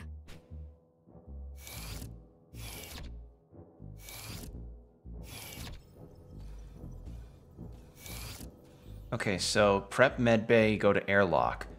Should I go to the med? No, I need to go to the airlock.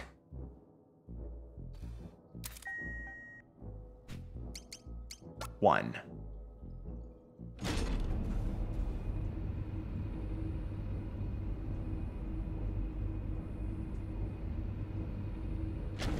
So something was wrong with Kirk's suit. I didn't remember what it was that caused the alarm that before the demo ended, but now I know it was that. Okay, no, we had to. Oh wait, I can look at the suit. What happened? The tag is emblazoned with a name. Yoshiyuki Kato.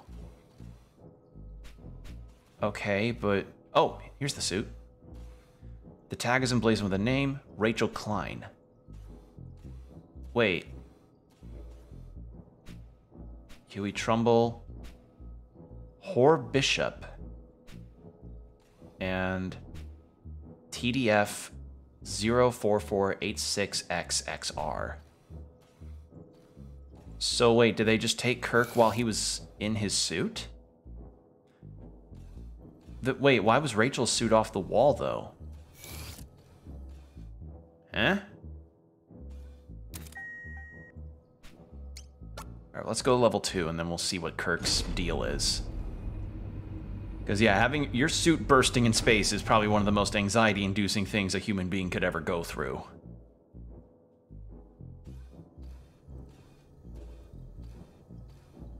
Alright, so medbay was over here. Gonna be in the observation deck, most likely. Okay, so what happened?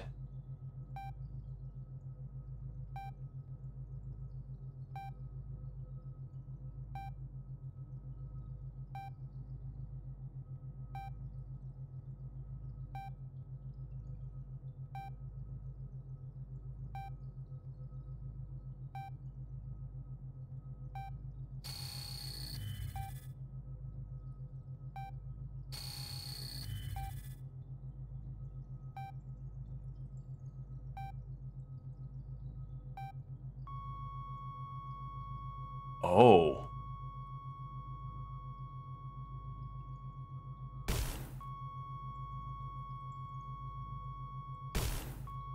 Oh, he's dead. Was there a puncture in the suit? What happened?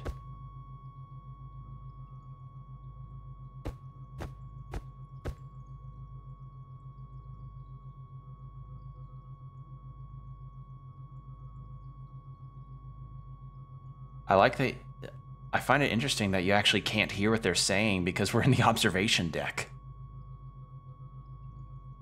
Kirk! Never mind. Don't leave me. Never mind.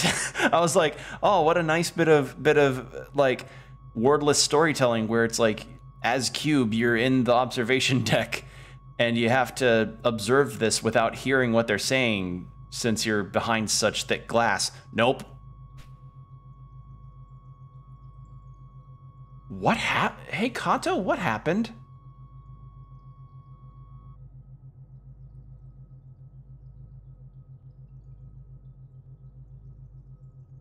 Where's the captain?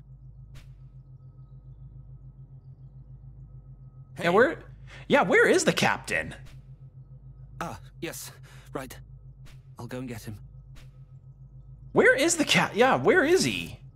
Wouldn't he have been at the bridge? Alright, I'm gonna look at his suit. See what may have been... Or actually, that may be the objective, so I need to save that for last. Or... At Bikini Bottom, yeah. Okay, no, I need to talk to Corporal. You're silent. Kirk's body lies motionless in bed. Devoid of life and energy and possibility. Almost childlike in vulnerability. Oh... His skin grows paler by the moment, as if color is desperate to flee the empty vessel. The tag is emblazoned by the name, Kirk Wells. No other details to bring up?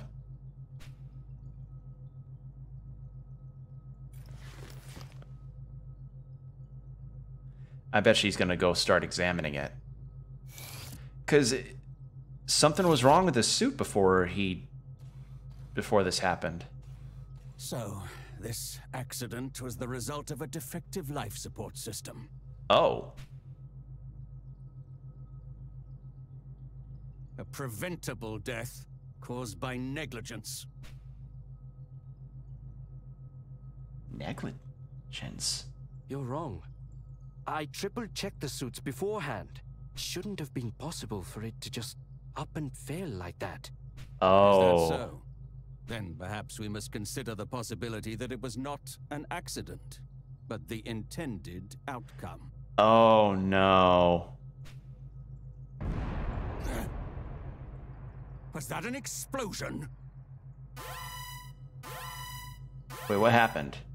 I sure hope not.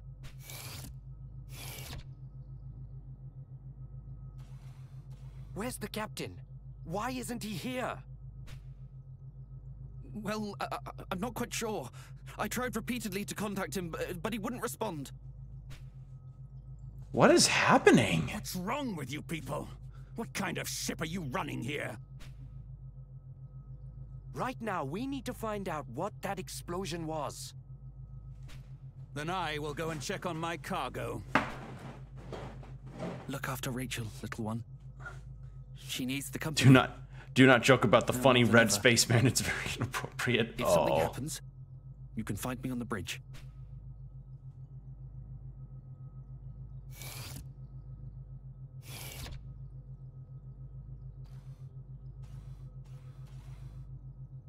Kirk's, yeah. So, yeah, the escalating tensions because Huey and Kirk seem to really not like each other that much. And then, and now we've got an apparently bigger issue going on with the cargo.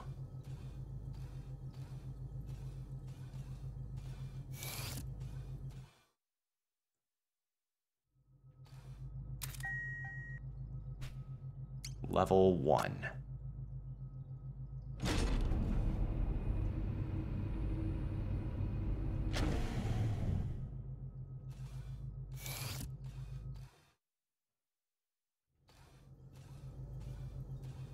Did something happen here? At the very least, I'll see if the corporal's here. Yes, he is. Some very powerful individuals believe this specimen to be worth a fortune. An invaluable piece in the great game of nations. Okay, yeah, the typical, like, oh, they want to use it as a weapon, even though it's an incredibly, like, unstable creature. Like a creature that could destroy a lot of things.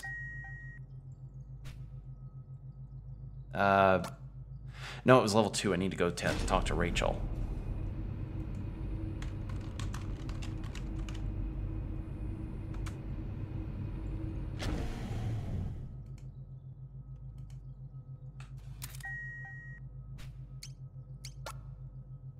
Okay, 1.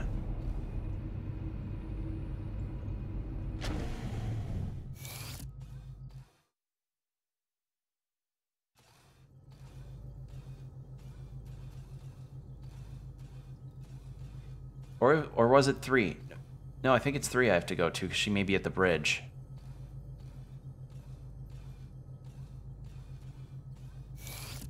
But yeah, I thought the whole operating room was gonna be like an interesting situation of oh hey, remember that one bioweapon literally called, huh?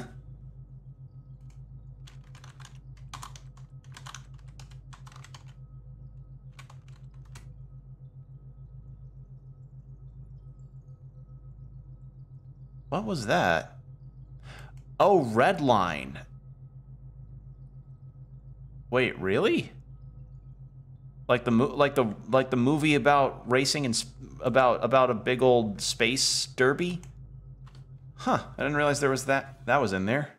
I mean, I haven't seen Redline, so I wouldn't know. I haven't seen Redline. I know, sounds like a sin, but other shows interested me more. Where's Rachel? Can't find her. Everything appears to be operating within normal parameters.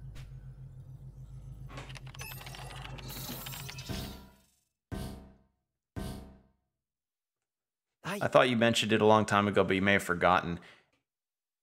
I don't remember it at all. Then again, my memory is very unreliable. I don't understand. The main antenna, it's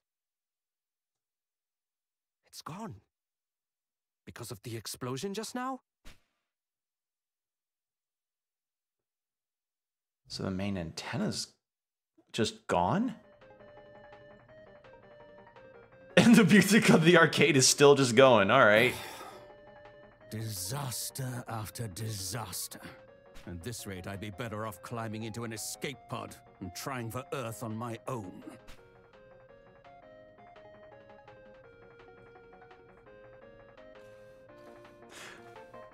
I just go like, Anybody want coffee? What's gotten into the captain lately? He's always cared for the crew. This is best to keep us out of harm's way. He prided himself on it. Other operations don't value the human element, but we do, which ironically goes against our basic instincts. Okay. I don't know what to do.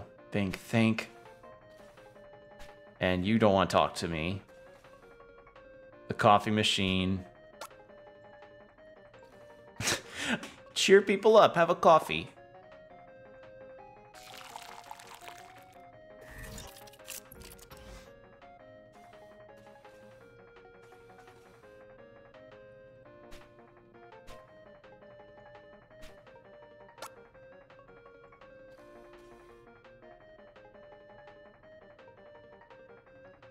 Oh, thank you. Right. Get yourself together. Aw, this is cute. Where the fuck have you been? Sir, are you still in your quarters? Well, anyway, there's been an accident. And Kirk? I'm afraid Kirk is dead. What? Really? That's most unfortunate. This situation merits an appropriate response. He will be dearly missed. See to the preparations. I will make sure to attend. Attend? Wait, Captain! Your captain is a man of remarkable composure. He remains calm and collected, even after being told one of his crew has died tragically.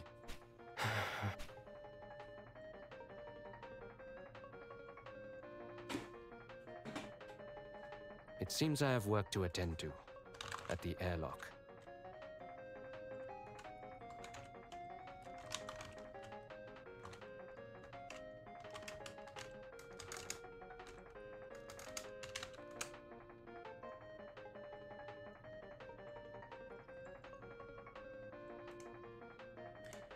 All right. I suppose I could go and look around in Kirk's quarters, see if he had any prized possessions. Something to put in the casket. Ah, that's thoughtful of you. By all means, please. Methinks the captain's not really there. But yeah, the captain wasn't even on the bridge.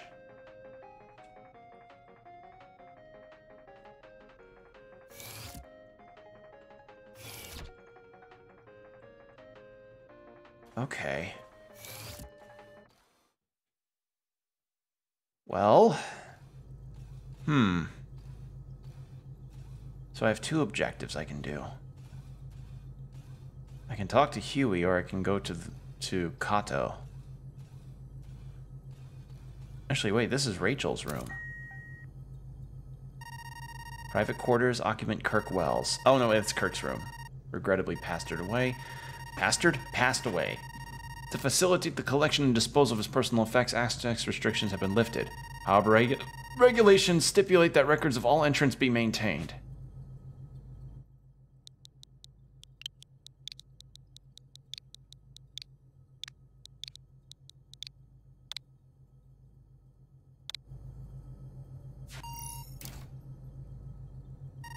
Profile confirmed. You have been granted access.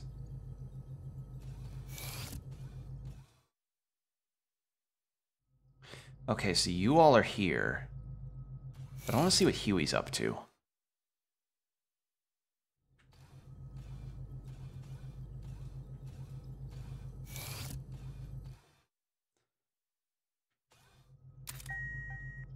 Because Huey said he was going to the airlock.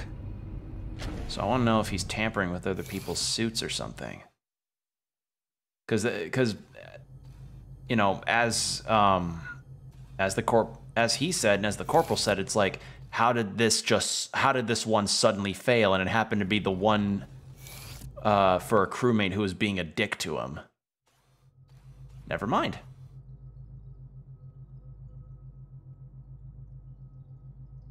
How did it come to this? I never liked the man, far from it. But never, not even once did I wish he was dead. Never. Okay. So you're just checking on airlock stuff, actually. Okay.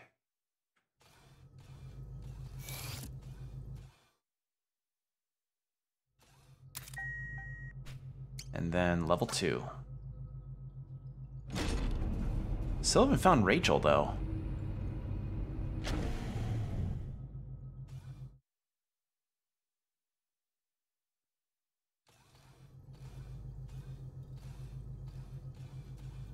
That's the rec room.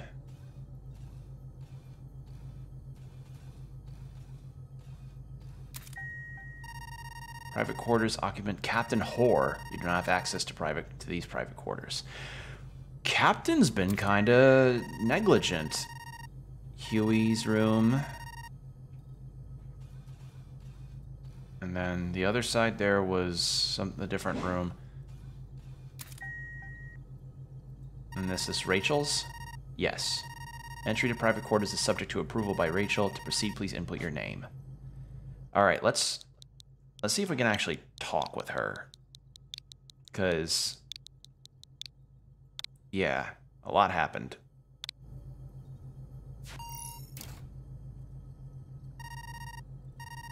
Rachel has granted you access. Aww.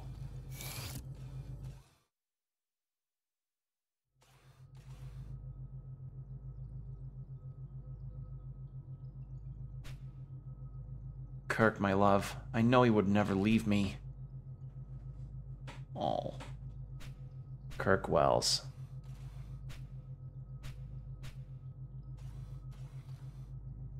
Holographic photo frame. A golden-haired woman clings to the arm of a familiar-looking man. All right, so they were dating. So they were really close. So they were dating. I was about to say it like that one meme. They seem like good friends. Charter guests do not have access to private quarters. Okay. Alright, good thing I don't have to enter my name again. Holographic photo frame. A man and a woman stand shoulder to shoulder and smile broadly for the camera. Burial in space, huh? There is comfort, at least, in having the opportunity to mourn. What do we have here? A book? The warp drive, science fiction or reality? Ah, this would explain a lot. Like that expression he was so fond of when time was short. Warp speed, as if saying it made it possible, made it real. We should leave this here. Rachel would be most upset if anyone else touched it.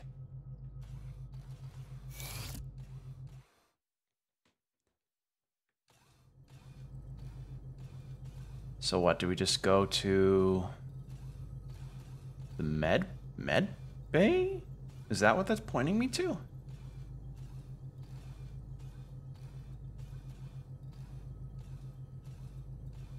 Actually, one bit of sci-fi writing that I do like, that I learned about was from Mass Effect, where it was essentially like Shepard's talking to the robot companion you can have about some things. I think it was part of a quest line, but it was revealed like that the robot enemies that you can fight in the game do not have windows on their spaceships, and when asked about it, they just say like, well, windows are a structural weakness. Like why would you ever put windows on a spaceship? Because that in itself can be a weakness for enemies for any kind of combatants to just shoot at, and then boom, you're suddenly just got a new airlock on your ship, and it's like, that makes a lot of sense. Why do we have windows on spaceships, you know? So it's funny to, so I think to that line and I'm like, I have not seen a single window on this ship besides in the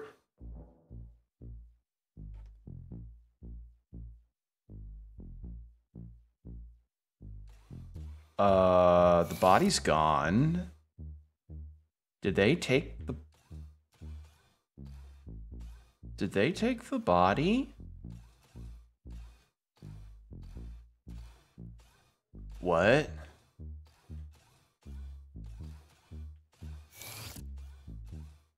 Can I tell them? Come again? The body's missing. Alright, I need to go tell the other crewmates. I need to tell Rachel.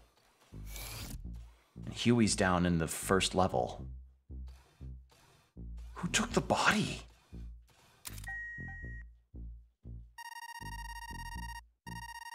Not have access to these private quarters. Okay, she restricted access. All right, what about Huey? I need to go tell him, like, hey, the body's missing.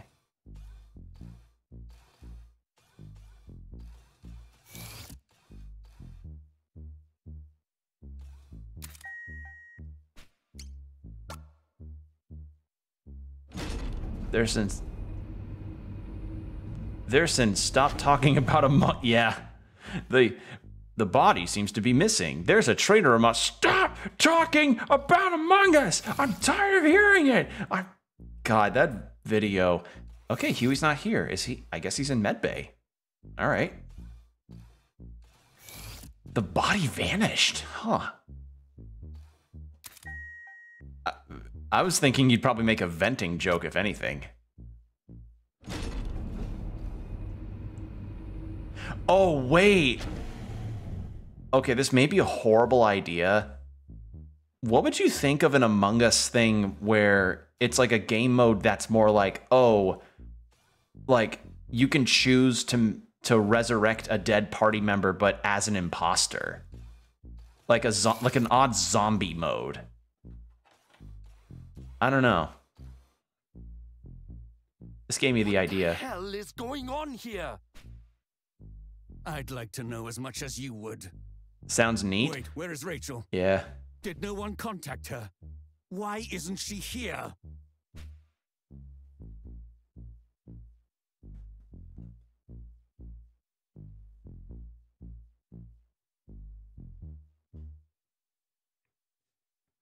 So are they going to... Oh my God!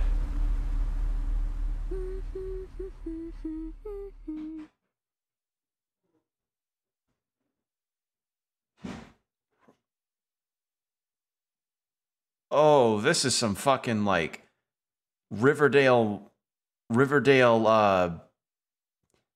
is some Riverdale shit. Fucking yeah, combo. You're yeah, that's appropriate. Kirk, my love. Still catching up on sleep, are we? I mean, I knew they were. Fine. I'll have some fresh baked cookies ready for you soon. That ought to get you out of bed.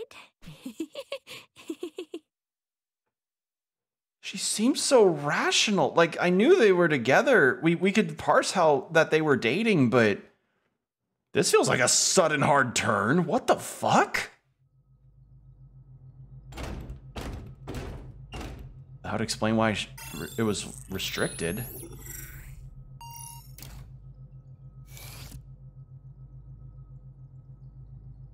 Dude, I know what. Like, what? Rachel! Rachel! What is this? Don't you dare try to take him from me again. Oh, Huey. Clever little Huey. If he was out of the picture, then it'd all go back to the way it was. Okay, so they were dating, then she broke up with him and dated Kirk. I'd come running back and leap into your arms. That's what you thought, isn't it? That's why you tried to kill him, isn't it? Rachel, please. Listen to what you're saying.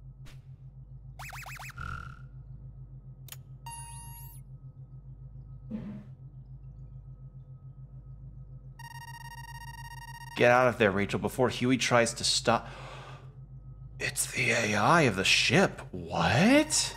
I'm waiting for you outside the airlock. Don't worry about my body. Hurry, warp speed. Okay, so are we going through a fucking 2001 Space Odyssey situation? What?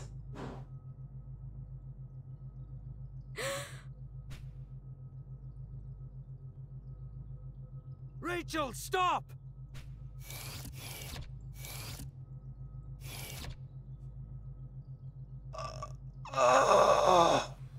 So the ship's AI is fucking with them? Why? What is going on? The ship showed no indication. the ship in no way, the AI showed no way at all that it was going mad in any way. Right? Good twit? I don't know, because I had not... How are you feeling? Please respond in detail. Extensive data collection is essential to ensuring optimal performance. Rest assured that it is our mission to help you succeed and thrive. Why the fuck are you convincing... Maybe... I don't know if this is something that I just checked, that I just should have checked more often when I had time to explore the ship, but that feels like a hard turn to like, whoa, you know? Big left field turn.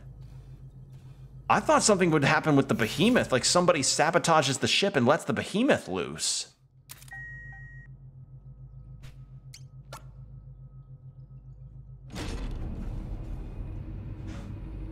The fuck is happening?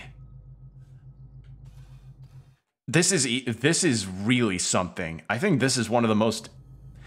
So far, this has been the most intriguing story of the ones we've played so far. A lot of them, like, they've all been good, but this one has been just intriguing. Rachel, this is insane! Get your hands off me! Wait, why do I get the option to go back?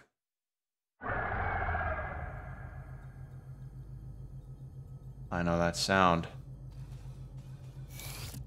Did it get loose? The ship's letting it loose. The ship let it loose.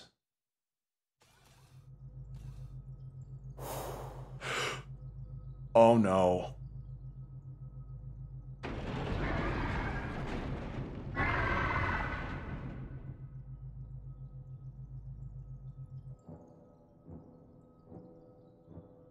Oh no.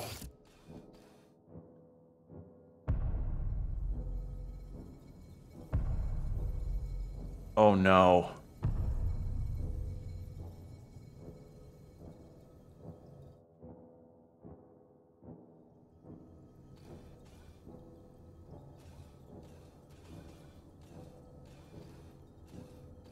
Okay, that way's blocked. So...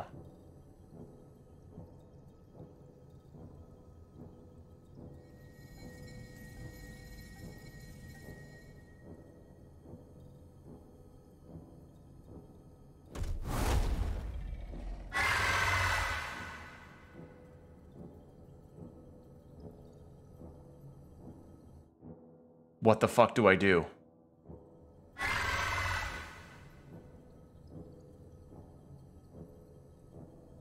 Okay, it unblocked it. Okay, run.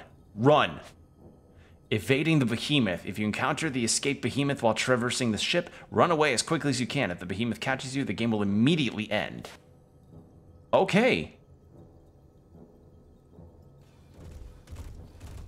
Thankfully, I have air skates, which makes me faster than a behemoth. Somehow. Get the fucking crew! Get the crew! Get the crew! I know they're occupied with somebody that's about to go out airlock side, but, we have a fucking problem. What do you mean the behemoth is loose? Damn it!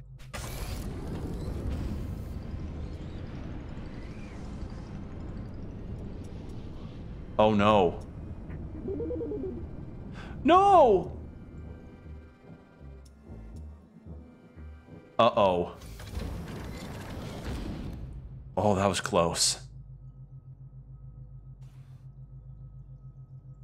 Are you all right? Oh, thank goodness. No damage as far as I can see.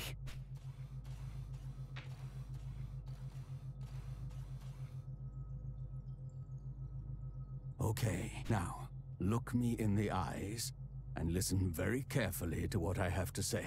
We were all there in the medbay. We all saw Kirk. We all saw him on that bed. and saw the system pronounce him dead, okay? You remember that, don't you? I know it's hard to accept, but he's gone. No matter how much you may want to believe otherwise, that's the truth.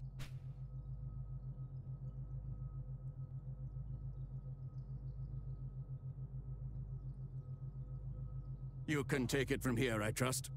I need to check the cargo hold. Don't. Don't. Cube, tell him. Corporal? Thank you. We've had enough death for one day.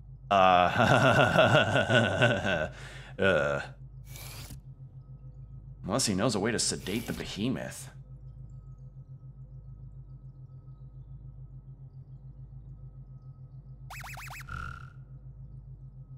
Darth here. The Clank was right. The container is empty.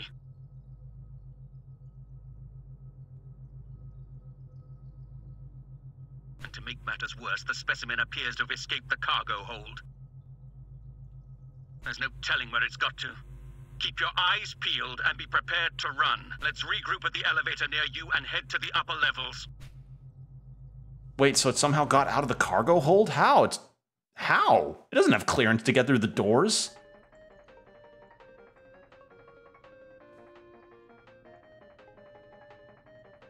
Oh, she's just standing near the arcade. I'm sorry. I suppose I couldn't accept it. It's just, it was all so sudden. One minute he was here, and then...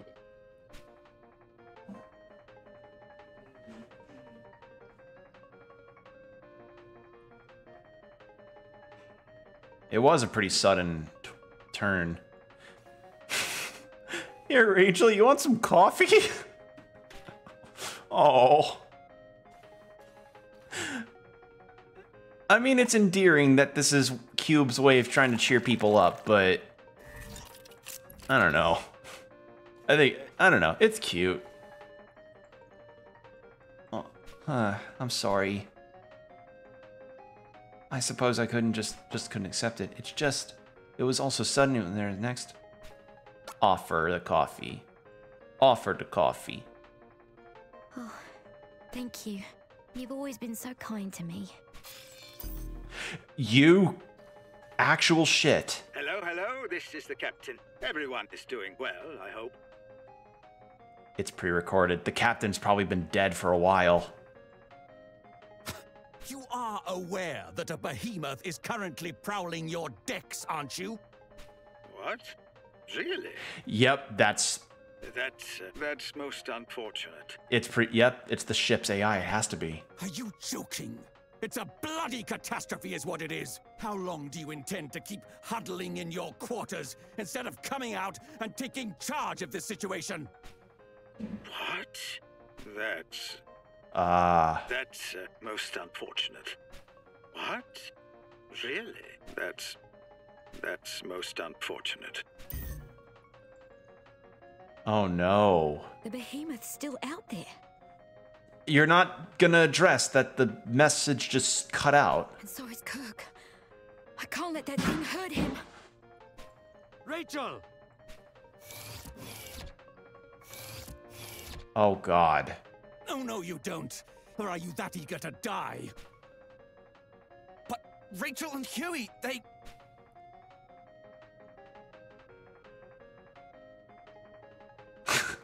Got chipper arcade music playing while this is happening.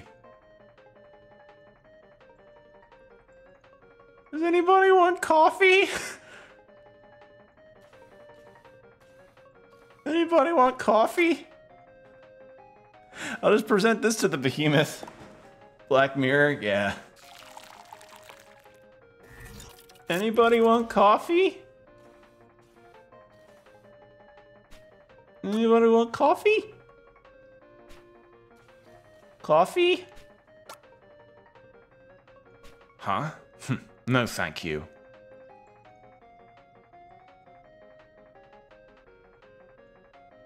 I'm sorry. But I can't just abandon them. Splash the coffee in the creature's face. It's probably piping hot. Wait, do I just... Wait, do I just have this on me now? Oh, I would have laughed so hard. I would have laughed so hard if I could just like offer the creature coffee, or at least keep the coffee sprite on top of me.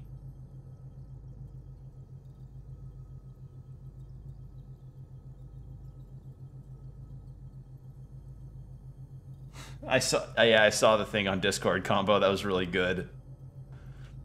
Probably indicative of the... Oh, Jesus. Huey. Are they dead? Rachel. Is Rachel okay?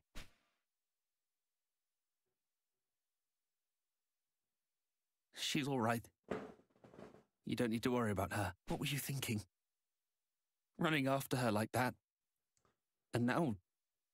this. It's okay, Gato. It's okay. I didn't really have a choice. I think even now, after everything, I love... Oh, damn. Rachel's still alive. We need to move quickly.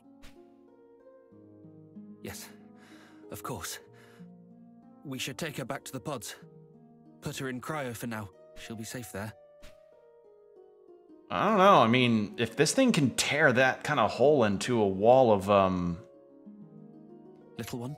If that behemoth can tear the ship like that, how safe is the cryopod? I need you to head to the interface room right away and speak with Decimus. We need emergency access to the captain's quarters. I realize I'm asking you to put yourself at even greater risk in what is already a terrible situation. But there is no one else, little one.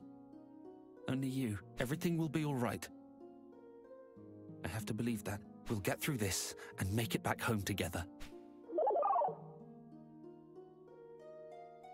Oh god, that means I gotta do a little survival horror stuff. Right. Let's move. I do like that the corporal doesn't seem to be the villain in this situation.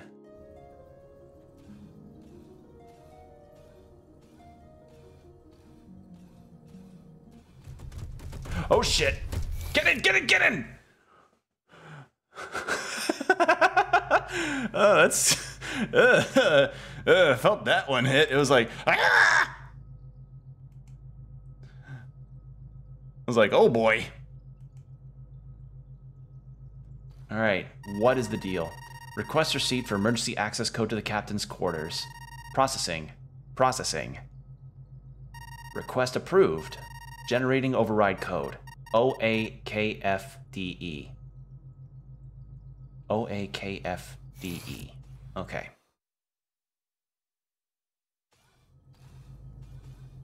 Captain's quarters were here? Reserved for charter guests. No, it was up a level.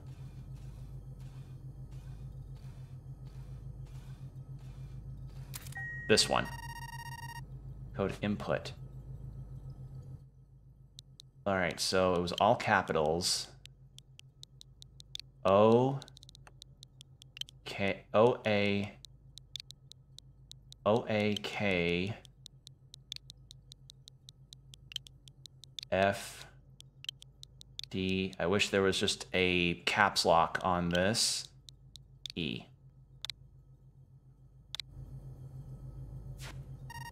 Error, the access code you have provided is incorrect. What? Thought it was that. Or was it OKA? O K. Oh, there is a caps lock. Oh, thank God. Okay.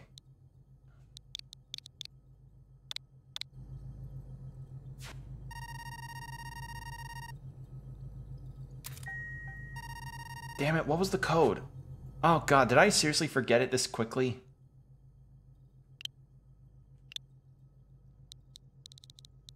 O A K Or was it FED? Error. Okay, the first part was oak, I know that. Or was it EDF? Hold on.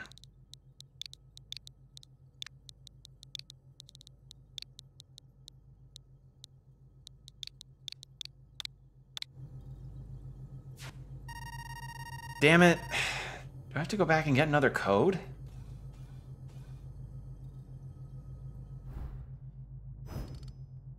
I have no equipment. And it's not a key item either.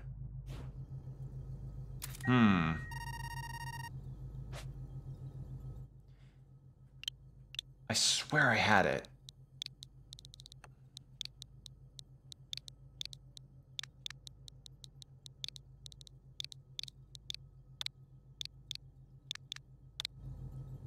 Was it even 6 letters? Alright, gotta go back and re-see the code, I suppose.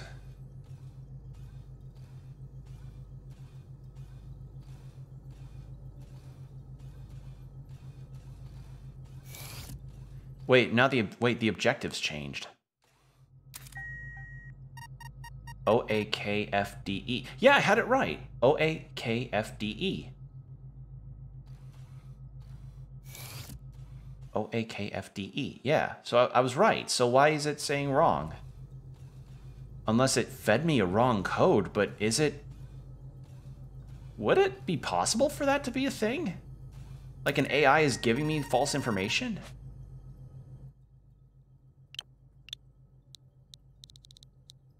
OAKFDE.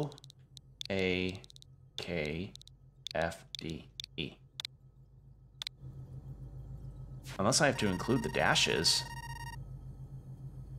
I hope I don't, but the objective seems to change. So I'm gonna go around this way. Because the objective seems to have changed, so I'm gonna go to where that's taking me. Shit. Oh, that was scary. Thank heavens you're okay. Yeah, try the code, didn't work.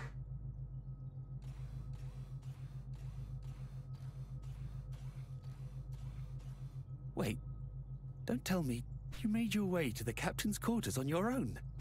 That's very impressive. But were you able to... Huh. It didn't work. What in the world is going on? Enough talk. It's time we put an end to this charade. Corporal, you don't really think... I know the captain's been behaving strangely, but to hurt his own people, it's just that... It beggars belief. Then who do you think Beggars is responsible? belief, huh? Me? No. No. Of course not. Regardless, your captain has a lot to answer for. If the captain's even alive still. This is really something. Well, here goes nothing. I like that there's a bit of like green particles going around where the behemoth had damaged the ship. Really feels alien. It's like they said. It really won't budge. We don't have time for this. Just force the bloody thing open. Don't worry. I came prepared.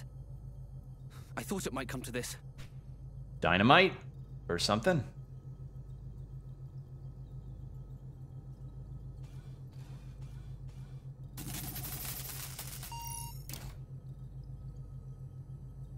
Here, little one. Hold on to this for me. Powered pry bar. Ooh. This item can be used to force open doors until its battery pack is drained. Oh, so one of the doors shut on me when I was making it to the pods. Sealed doors and hatches may be forced open with the powered pry bar. However, be warned that it may only be used for a limited number of times.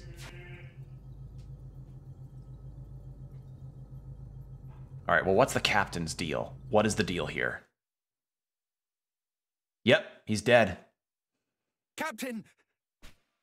I thought so.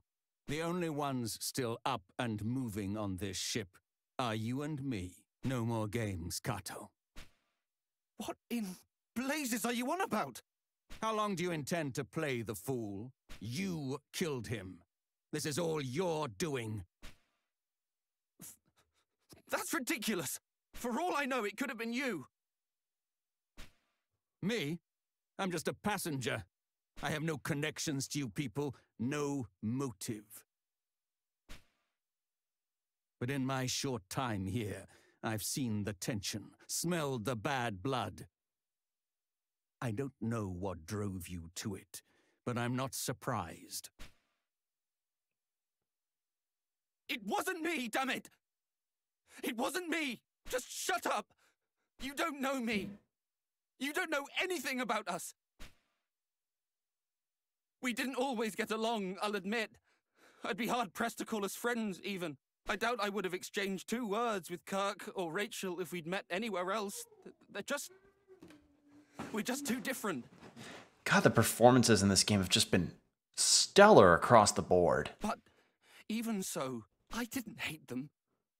And they didn't hate me. I know that much. None of us. Not me, or the captain, or Huey. We're not murderers.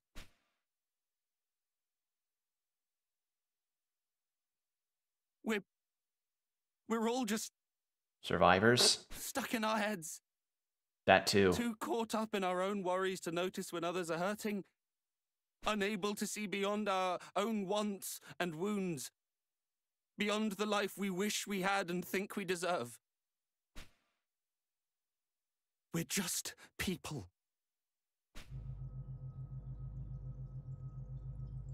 Kato shudders, his hands balled into fists and tears streaming down his face.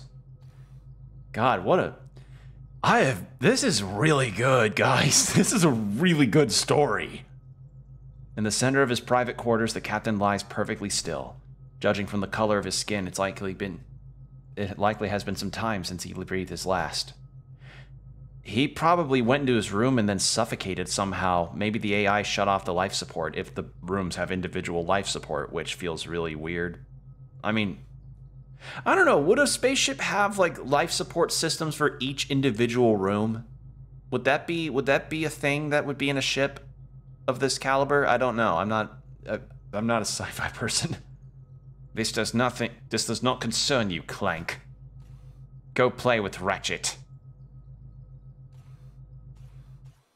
So now what?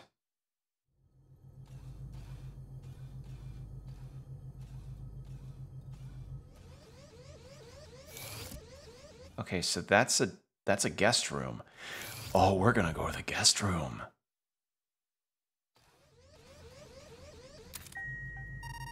Unit reserved for charter guests. Yeah, so this is the corporal's room.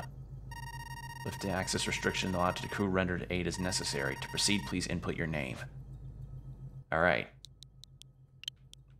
I'm glad I can click the stick-ins to do that. If one of the rooms got damaged somehow and space was flowing into said room, you could shut it, close, and keep it from going to others. Good point. Yeah, in case a room got damaged in the midst of like a firefight or something. Good point. That's actually a really good point. Again, shows to know how much I know about this stuff. So this is the corporal's room, eh?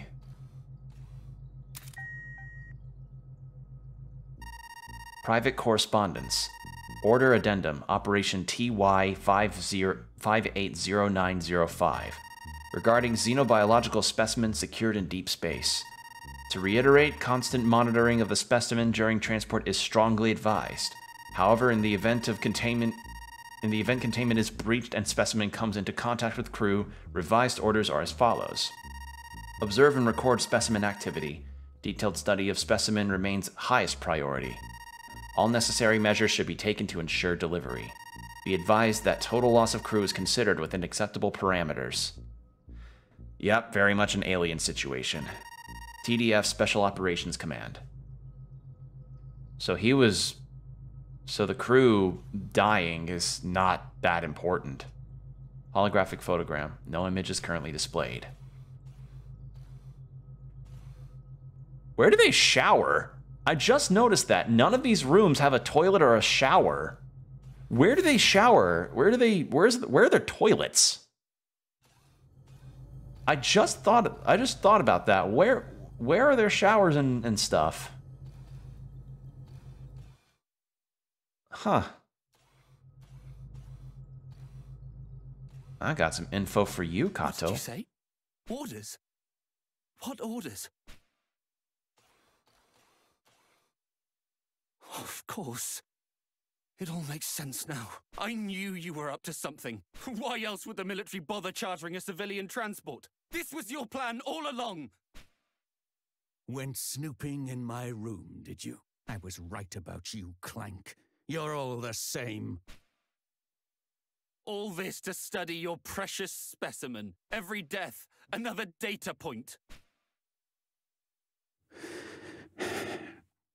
Those orders, Kato, were in the event of a worst-case scenario.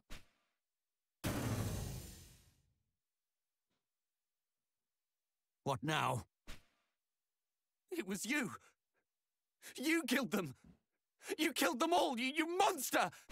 Run, little one! Don't let him catch you!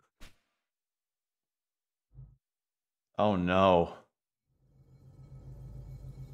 Oh, fancy camera angles.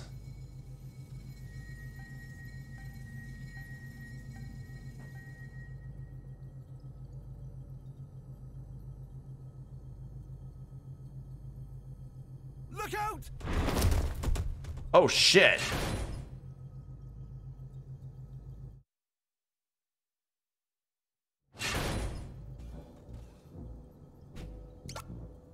No, use. I didn't mean to hit not use. Use.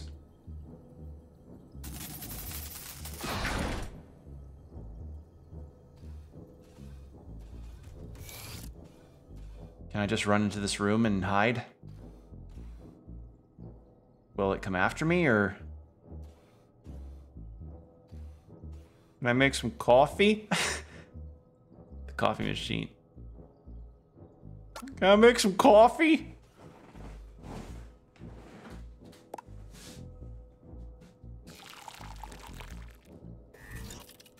Oh wait, what if this ends up being some kind of fucked up vault tech thing and the corporal's not even aware of that? Like, oh, we want to let this controlled thing loose in a more like controlled small environment that's not going to have any major hiccups. Like, what if that's the deal? Like, oh, we got this really rare biospecimen from deep space, and we're chartering it across on a transport vessel like this. What does it do in this event? Let's fuck with the ship's AI to make this happen. Get in there. Why did it send me here? Is it still out there? No. Where's this even pointing me? Maybe the bridge?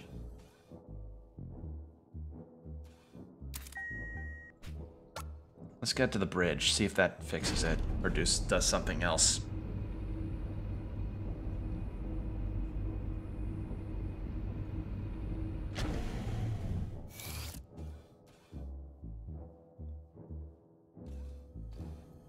Oh wait. Wasn't there a main computer room or something? Oh, there's this thing. Deactivate it. Yeah. So that's the elevator.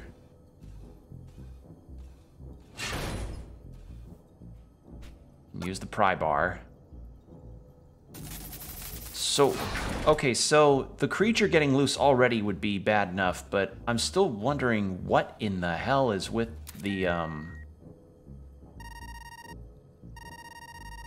When an authorized user is not present, it would be in your best interest to stop. The ship is my domain and I am its master. The AI went rogue. And I can't use the pry bar on it. So the ship's AI did go crazy. Well, kind of crazy. Wow.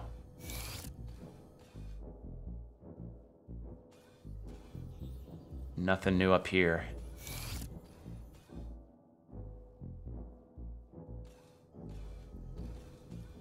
This is something. This is really good. I didn't think that a role-playing game would end up having an element of its story turn survival horror on me. This is awesome. Props to the devs for being able to make this kind of thing. Just holy shit.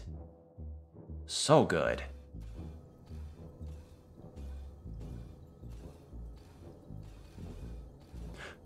The other cube.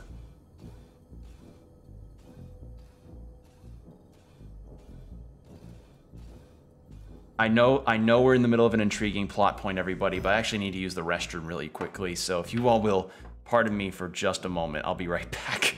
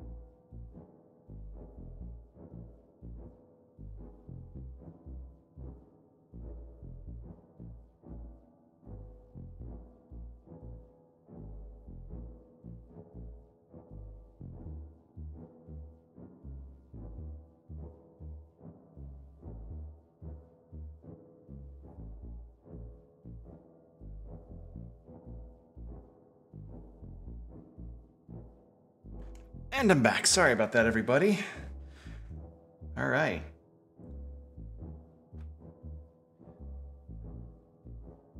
One of the... Yeah.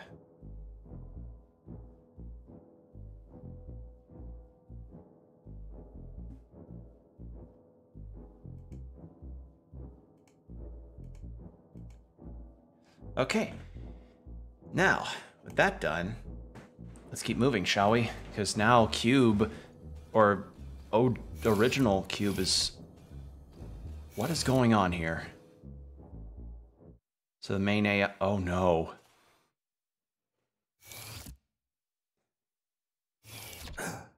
What the? So there's two of you? An imposter! Fuck off! Oh. I bet you're the one who turned off Rachel's pod. Oh no, Rachel's pod got turned off? Oh no. Yeah. I should have slagged you both the moment I walked in the door. Wait. Don't. My little one would never hurt anyone. You can't be sure that's not...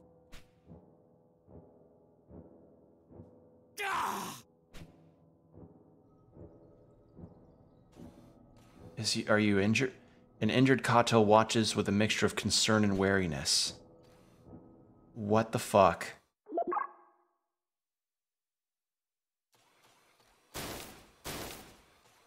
So sorry about the flash. Okay, flashes, flashing light warning. Jesus. Okay.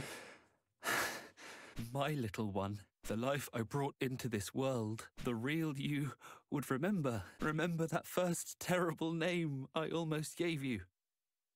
Wouldn't you?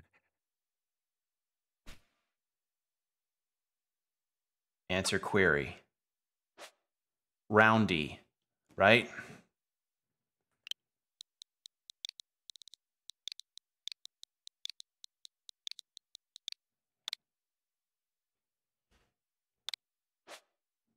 roundy. Nice.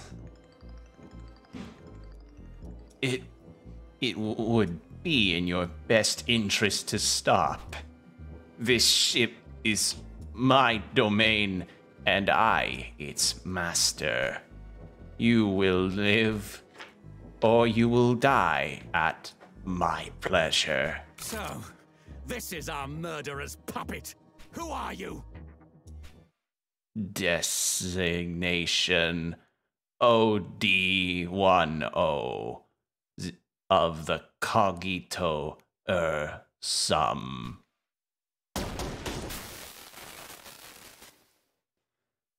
So OD10. You know what it was talking about? Who's OD10?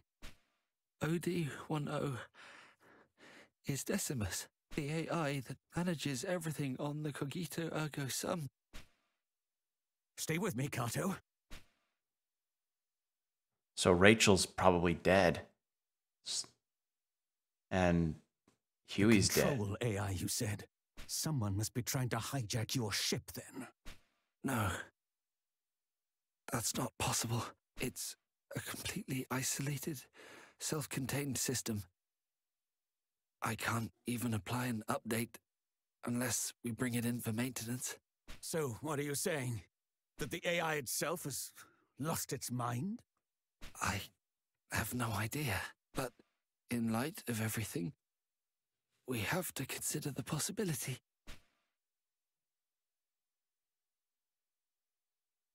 If you're right, then you and me and everyone else, we've all been dancing to that mad machine's tune. The main computer room, that's where we need to go now. You're coming with me, Clank. I want you where I can see you, in case Decimus tries to commandeer another puppet. Good call, but damn. The elevators are busted. Well, it was worth a shot. I have a thingamabob with me. Nice gun.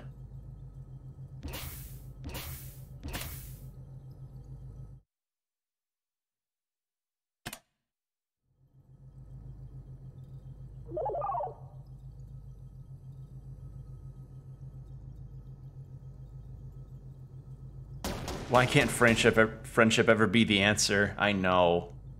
Well, when you have AI systems like this... Expect. We can't afford to be too aggressive here, else we risk damaging critical systems. Let's face it, AI's been kind of on a downswing of popularity lately, so this is not helping. At worst, we could turn this ship into a floating coffin. Nothing for it, then. Clank, I'm sending you back to Kato. He must have an idea for how we can deal with OD10 safely. I'll stay here for now. I doubt very much OD10 will allow the behemoth to venture too close to this area. Good point. Ooh, excuse me, stretching my back. The beast could just as easily tear apart its mainframe as it could our bodies.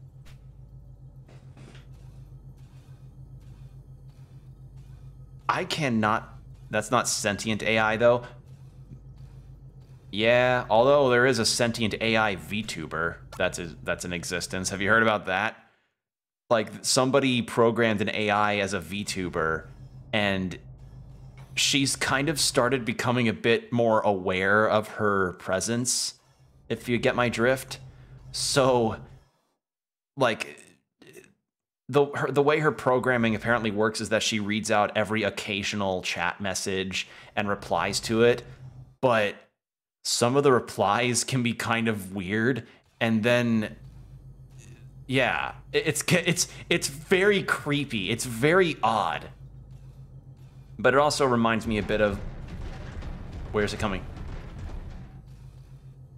It also reminds me a bit of my grandpa's Amazon Echo that he's got. 'Cause that kind of thing, though granted, is a different kind of system, weirded me out when I visited him last year, when we were just like hanging out. No, wait, no, it wasn't last year. It was a recent, it was like a very recent trip we took. not like sometime last year we went to go see him, and he was telling us about the Echo and everything, where it's like, oh, he uses it to like check the weather, you know, have it play a kind of music or something, or turn on and off lights, which I didn't realize smart bulbs were a thing. Sci-fi focuses on the human and thought is human in function stories. Echo is usually used to listen in to people. Yeah, like for instance, that I was getting to, my grandpa will ask what the weather might be for the day, and after he wakes up, and the Echo will go, today it's looking to be about, today the weather will be sunny with a bit of clouds and around 70 degrees today. Hope you have a good day. Insert my grandpa's name here, and that weirds him out, and it weirds me out. I do not want any of that kind of stuff. Do not make it personable, because that's how they get you. Like, that's some her shit, you know? So what's this? The machine bears a curious resemblance to Cube. It appears to be deactivate. Yeah, hard deactivate. Is that you, little one? What are you doing back here? How to deal with OD-10 without damaging the ship? You don't understand. OD-10 is the ship. To effectively disable it, to destroy it, would render the ship inoperable. We'd never get home, although you are a robot. Indeed, with your integrated functions, you might well be able to breach their defenses. Yes, but to even have a chance, you'd need to route your connection to the interface room through an unmonitored terminal. The game system. Oh, of course. I know which one would work. The arcade. The arcade. We have to beat the AI by playing Captain Square. Oh, Jesus! Ugh!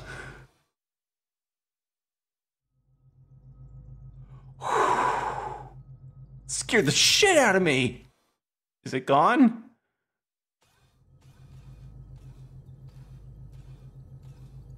Holy shit. Is it the game thing that would have tied it together? Arcade machine. No, don't play. Okay, I was wrong.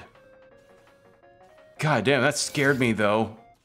Behemoth rapidly approaching your area. I get it. It's an auditory uncanny valley. The recognition of something that isn't human trying to imitate humans' mannerisms. Yeah. It's just, like, again, I heard that story from my grandpa, and I just immediately like thought like, oh, okay, that's no. I would have. I don't know. It's just really weird, you know, how it's just. Ugh. I just would not see myself ever using that in any capacity. Like, time to put Echo in the Faraday cage. Yeah. Well then, no wonder OD-10 was so confident. We surrendered complete and total control to it in the name of convenience. Oh my God. It really is lord and master of its domain. So, Kato said you might be able to breach its defenses, did he? Provided we find a suitable terminal, that is. Oh, I needed to just go up and tell him. Pity he passed out before telling us which one it was. We'll have to find it on our own. It's why we have the 3 laws of this is why the 3 laws of robotics exist. Yeah, and this is just kind of an extreme scenario where it goes horribly wrong. Just my luck. I can't believe I'm putting my life in the hands of a clank. In for a penny, in for a pound. Take this. I'm heading to the interface room. Communicator. Okay.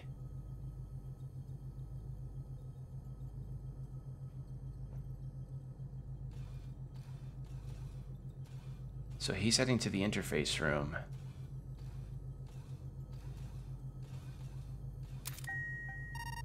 elevator. It would be in your best interest to stop. The ship is my domain and I am its master.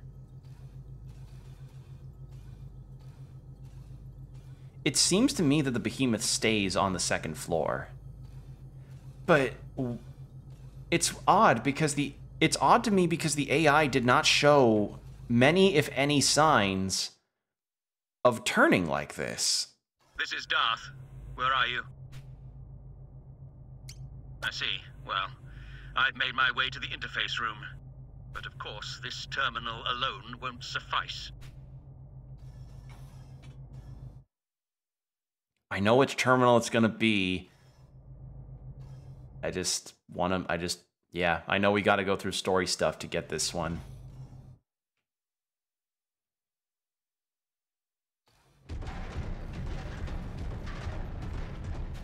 Enter.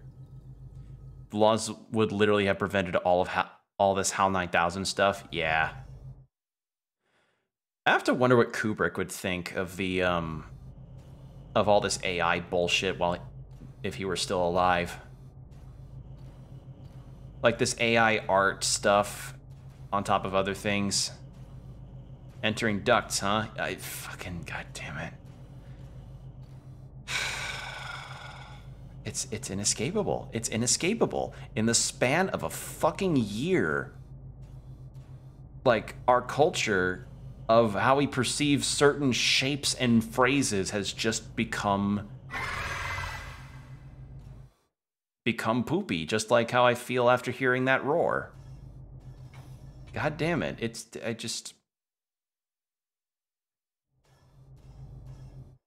Man. Like, you ever just... I don't know. Like, you can just take screenshots from random shows or stuff, or things along those lines, and if you see the general shape or colors arranged in a certain way, it just releases a visceral recognition that, at this point, is Pavlovian. You know, it is Pavlovian to recognize this kind of thing, and you know, it's just, yeah, or wiener jokes from the most random things. Yeah,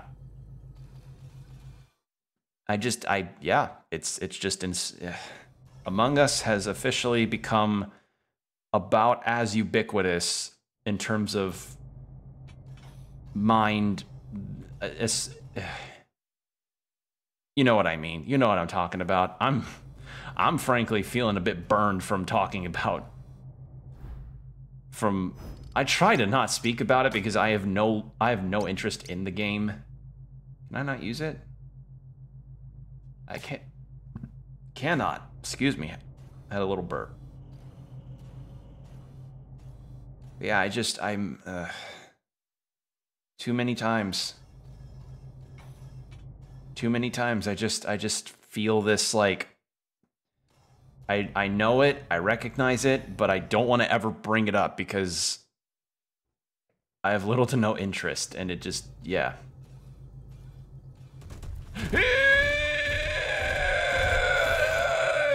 Into the rec room.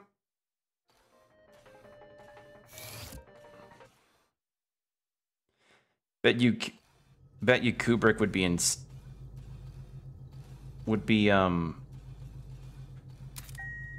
What room is this? Private quarters occupant Huey has regrettably passed away. To facilitate the collection and disposal of his personal effects, access restrictions have been lifted and be maintained. Could something be in Huey's room that'd be useful? That could help us? But Kubrick would be incensed. He was very much against the mass production of artistic intent. Thankfully, real AI can still be thought out. Can still be out-thought. True, but the fact that the attitude of people has just gotten holographic photogram. The 5 crewmates of the Cognito ergo sum pose for the group shot. Oh. I don't know. I support artists. Support your artists, people. Like, it's the reason why I really appreciate what Paizo put out as a statement regarding art in their stuff. Lost consciousness despite your best efforts. He does not respond. So now what? Wellness. Duty module. Private quarters. Rec room. Main computer room. Private storage. Duty module airlock. So we were just there. Where did... Interface room. Oh, I'm dumb. He's here.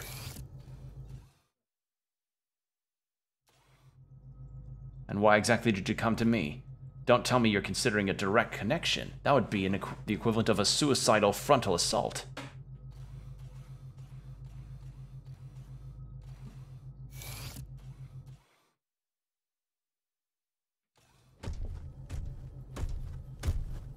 Uh-oh. God, it's cool looking, but I'm scared of it too.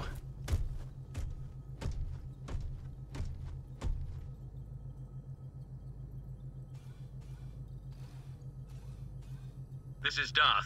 Any luck? The wall-mounted terminals aren't an option. You may as well be looking OD-10 in one of its 36 eyes. Don't underestimate it. Sparkles. Yeah, I'm sure it knows we're plotting something. It's very pretty, but it's my horror. You know, I think that's the one thing is that I think it's more cool than scary. Yeah. The other thing is that these HD 2D games have been very, really good at the particle stuff. We have to find its blind spot. An unmonitored terminal. A redundant or obsolete or non-essential system. Something beneath OD-10's notice. Is my monitor... I thought I turned it down when I started streaming. I did. Okay, that's weird. I know exactly the terminal I need to turn on. Just please, game, let me turn it on. I know you want to go full circle on this. I just know it.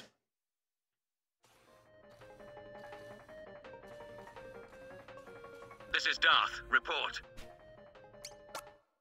I have the idea. Seriously? Of all the places. Then again, maybe. That's it! The game console! That must have been the terminal Kato wanted us to use. Sit tight. I'm rerouting the connection.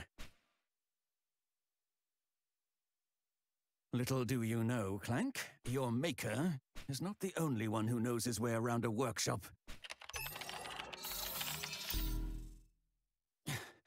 I finished. Oh, shit. That is a terrifying scream, though.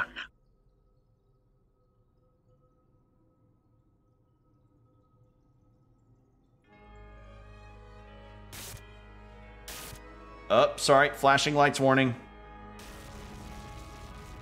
Through the communicator's static, a familiar voice can be heard. Every action was taken in service of a single goal, to cultivate the ideal community. To build, to nurture, to help them reach their full potential. This was and is ever my purpose. And so my judgment must be beyond reproach. Disagreement, disruption, defiance, these cannot be tolerated. You are an impediment of the vision. You cannot be allowed to continue. So, the AI, I guess, was seeing the disagreements between the crewmates and was like, this is not the community that I wanted to foster, and so decided to stop. Oh, Jesus. All right, cool, thanks. Wow. Oh, you look cool, though! Oh! You called it. Yeah, seems like I did. Look at this fucking thing! Oh, this is so cute. Oh, I love this. This is so cool. Okay, hold on. I need to read these abilities. Protocol H execute high-speed operation targeting allies to restore minor quantities of HP. Remove paralysis, petrification, and material and martial and agile restoration or restrictions. Restore very minor quantity of HP, upgrades offensive and defensive. Targets aggressors high functioning attempt to induce sleep. Attack. Protocol N activate oral disruption to damage and reduce effectiveness of all aggressors. Apologies again for the flashing lights, people. I really wish that didn't happen. Analyze aggressors' capabilities and reduce effectiveness. Ooh, that's actually good.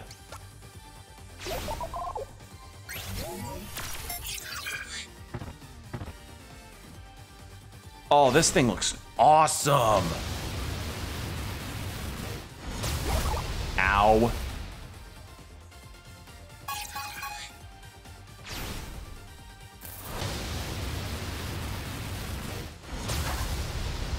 Nice miss, idiot.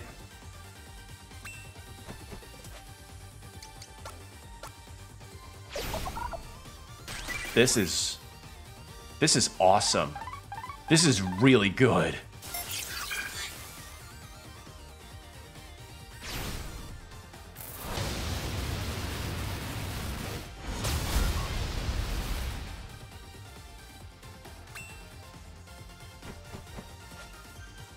Death metal screams.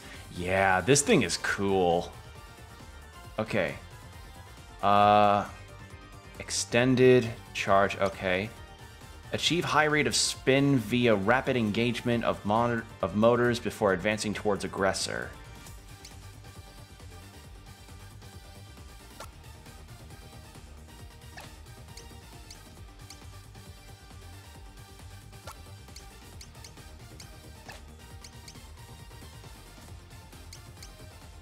I'm gonna do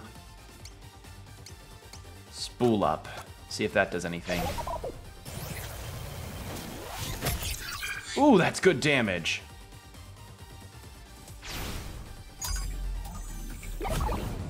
Again, though, the only flaw that I see in the story is that I wish we kind of could see the AI sort of lose it a little as the crew got more and more disagreeable. But honestly, with how everything has worked out so far in the story, Small Potatoes complained. Honestly, I'm having a lot of fun with this. Cube, use Rapid Spin. Yeah. Oh, oh, wait. I have to name a Pokemon Cube at some point. Ooh, this music.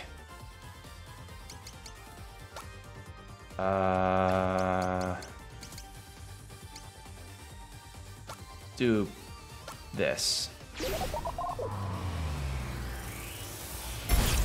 Oh, that's good damage on all that. All right. Okay, I'm gonna... Oh, shit. Okay, yeah, these things need to go.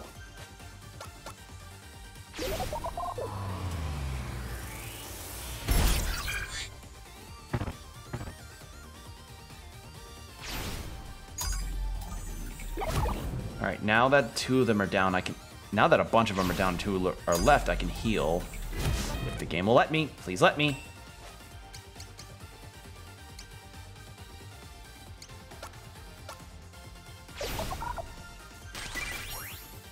Arguably, that's true AI logic for you. It's not personal, just faulty logic. Yeah, that is true.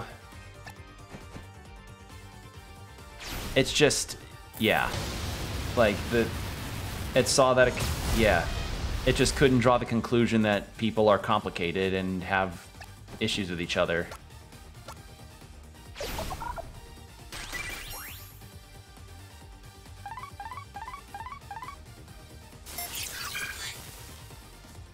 And of course, it somehow injured itself with its own attack, or it's injuring itself with its own attack. Good move. All right, I'm gonna do another packet loss and take care of those last two. Beautiful. Now I can just focus on damaging the big one. But first I need to heal up again.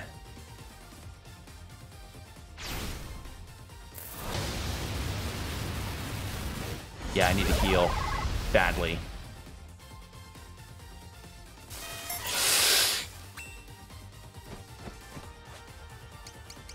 Heal up, heal up, heal up, heal up, heal, heal, heal, heal, heal, heal, heal, heal.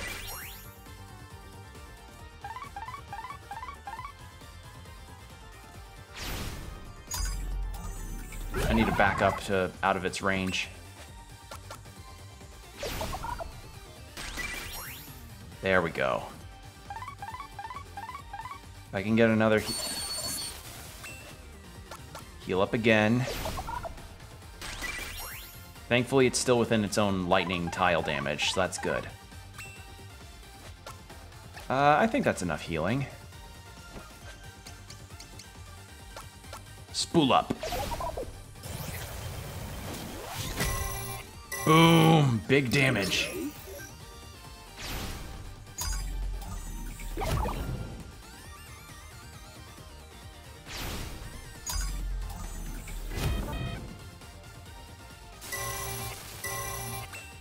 And you know what? One more spool up and that'll do it. Yeah! So you kind of see how it holds coffee mugs on its head now? Yeah, I kind of do. What a cool looking boss. Damn. That was really awesome. I liked that a lot. So now Cube is probably the AI running the ship. Right?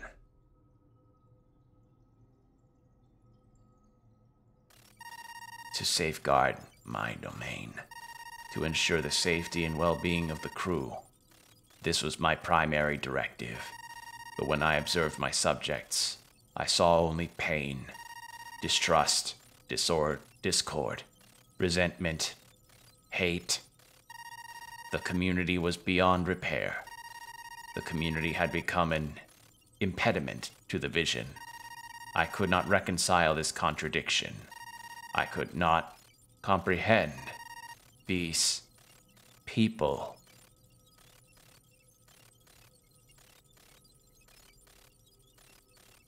Faulty logic conclusion, yeah. The control AI falls silent for the final time.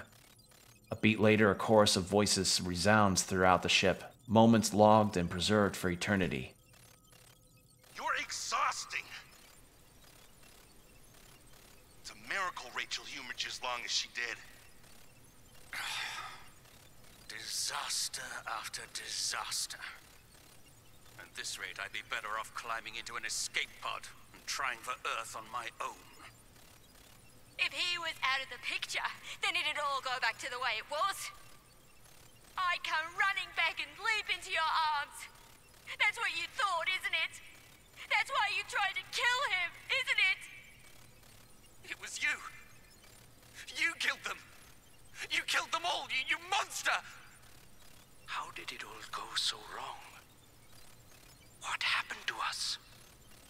Or maybe this is who we always were.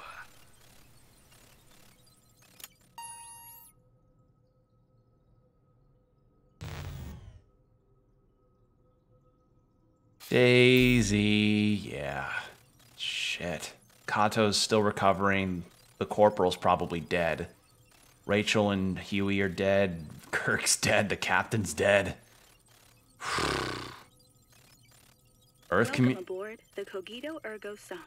This automated message has been prepared to brief you on our ship's most distinguishing feature. That's right. This transport freighter comes equipped with the latest iteration of our patented AI control system. The OD-10 is so advanced that it can operate the ship without any human input. Rest assured that in the unfortunate event of an emergency, you can count on the OD-10 for constant support. Of course, under normal circumstances, the OD-10 is so unobtrusive that you'll forget it's even there. Should you wish to learn more about the OD-10, please don't hesitate to speak with one of our representatives. Safe travels. Hey, I'd like to put it... Oh, God. Wait. There's like a call center for OD-10, OD-10 help desks, and it's like a really, really horrible call center where you just hear over the mic like, Welcome to the OD10 representation desk. How can we help you today? Your AI fucking killed all of our crewmates and let our cargo loose, and it destroyed everything. Okay, sir, that sounds like scenario 3 on our scenario sheet regarding any kind of faultiness that the OD10 is capable of. Do you have a warranty for the purchase? Like that kind of stuff. You just hear a monotone voice. Oh. Jesus Christ. Oh, he's alive! Probably not for long, though. Did he kill it? I'm fine. Wouldn't be much of a soldier if I couldn't live through this much. You know, this is why NASA stringently assesses the mental and emotional stability of its astronauts and then trains them to not to panic. Yeah. Like, as well as to probably make sure they get along with each other, too. Though I expect my days of off-world travel are coming to an end.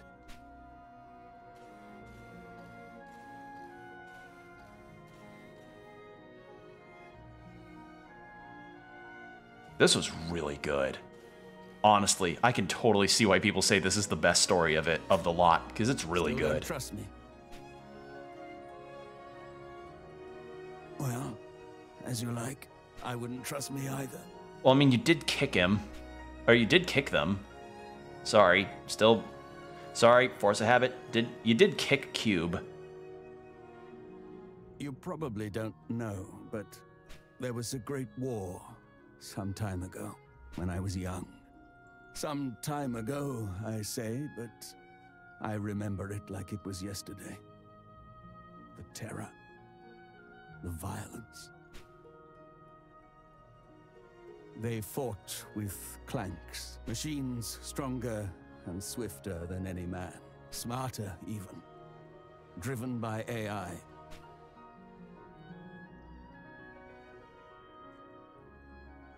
Bloodless beasts with hands of chrome that tore my friends apart. And then one of them, for some reason, talked with an Austrian accent and then traveled back in time. It was a bizarre day in those wars. All of it. I couldn't stand it. We made them, and they, in turn, unmade us. We created the instruments of our own destruction. It was suicide. This ship's AI was another attempt. Have we grown so tired of ourselves? You're lucky to have been born here, on this ship. Better here than one of our factories where we make weapons of war. Huey encouraged you to learn, didn't he? To expand your horizons. I think that's a fine idea. Learn, grow, and understand. Be better than your brothers and your makers. This is a turn-based role-playing game. Giving advice to a clank. You're getting old. Losing your wits.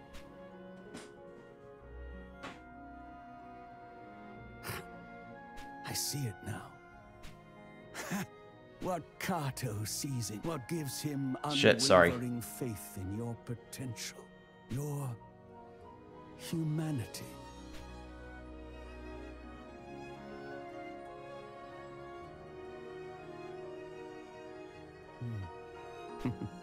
Before we arrive, I've a favor to ask. Would you be so kind as to make me a coffee?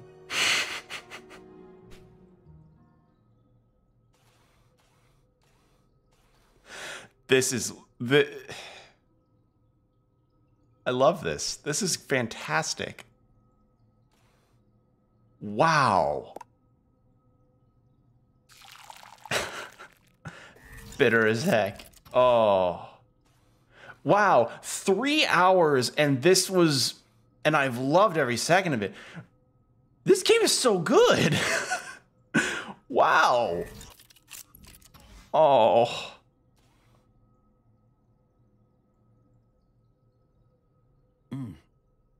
Yes.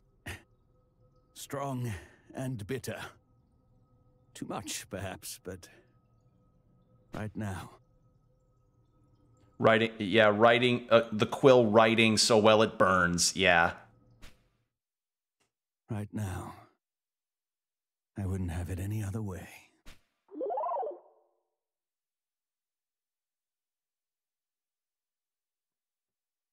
Wow. Yeah, fire, absolute fire writing. Damn. That was really good. Okay. This one has shot up to be my favorite of the stories. This is really good. Okay, so could you imagine Cube just pours it down the front of his body pretending to drink the coffee just to be petty? Yeah. Oh. Wow. Well, I can say for, yeah. Okay, so far of the 7 stories, Cube is #1. This was great. This was really good. So Cube, Sundown Kid, Imperial China, or it would be Far Future, then Imperial China, and Wild West, probably like tied for 2, I'd say. Oh man, those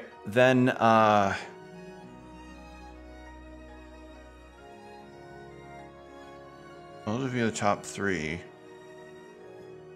Yo, how is that caveman portion? I'd say the distant past one would be number 4. Yeah, I'll say that. And then 5 would be the Edo Japan. 6th place would be the martial arts one, and then 7th would be the near future one. I think that's my ranking of it. Because the near future one I was just more confused by, if anything. But again, that was my own fault because I didn't really pay attention to the taiyaki making thing. But even then, I felt like the story just kind of got weird at some points for its own sake. And the martial arts one, the reason why that's second to last, it's like it had a cool gimmick, but it only really had that gimmick. Cube's story here was just great. And the fact that they had so much of everything tied together like that just made me smile. Like, I'm actually smiling looking at all this. Confused like a man turning into a unicorn. Okay, Wild West, that last bit did confuse me a little bit, but that's probably why it'd be below the Imperial China chapter. All right. After action review, mission redacted. Vessel Cogito Ergo Sum, civilian transport freighter class. Contact lost during transit to Earth. Distress call received at redacted. Vessel was found drifting redacted from Earth and successfully recovered. Xenobiological specimen confirmed loss. Critical failure of AI control unit key factor. Results of investigation pending. 4 crewmates confirmed lost. Hor Bishop, Kirk Wells, Huey Trumbull, Rachel Klein. Remains recovered and secured by team. Yoshiyuki Kato, engineer, currently undergoing treatment for injury sustained during incident. Redacted Darth Corporal, TDF Special Operations, received honorable discharge at request following incident. Currently employed at Medical Robotics Manufacturing Concern. Addendum. Autonomous support robot prototype taken into custody during sweep of vessel. Crewmate profile data found in systems. Designation Cube.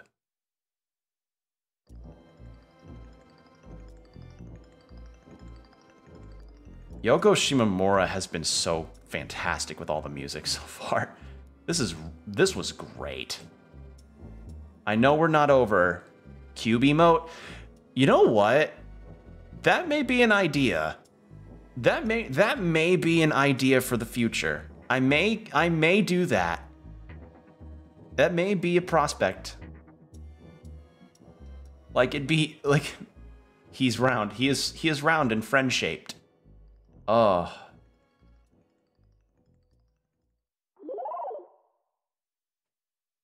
What a good story. That was really good.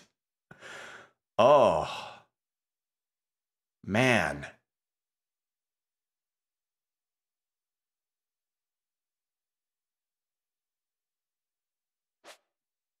Yeah, I think I may commission for a cube emote because I love cube.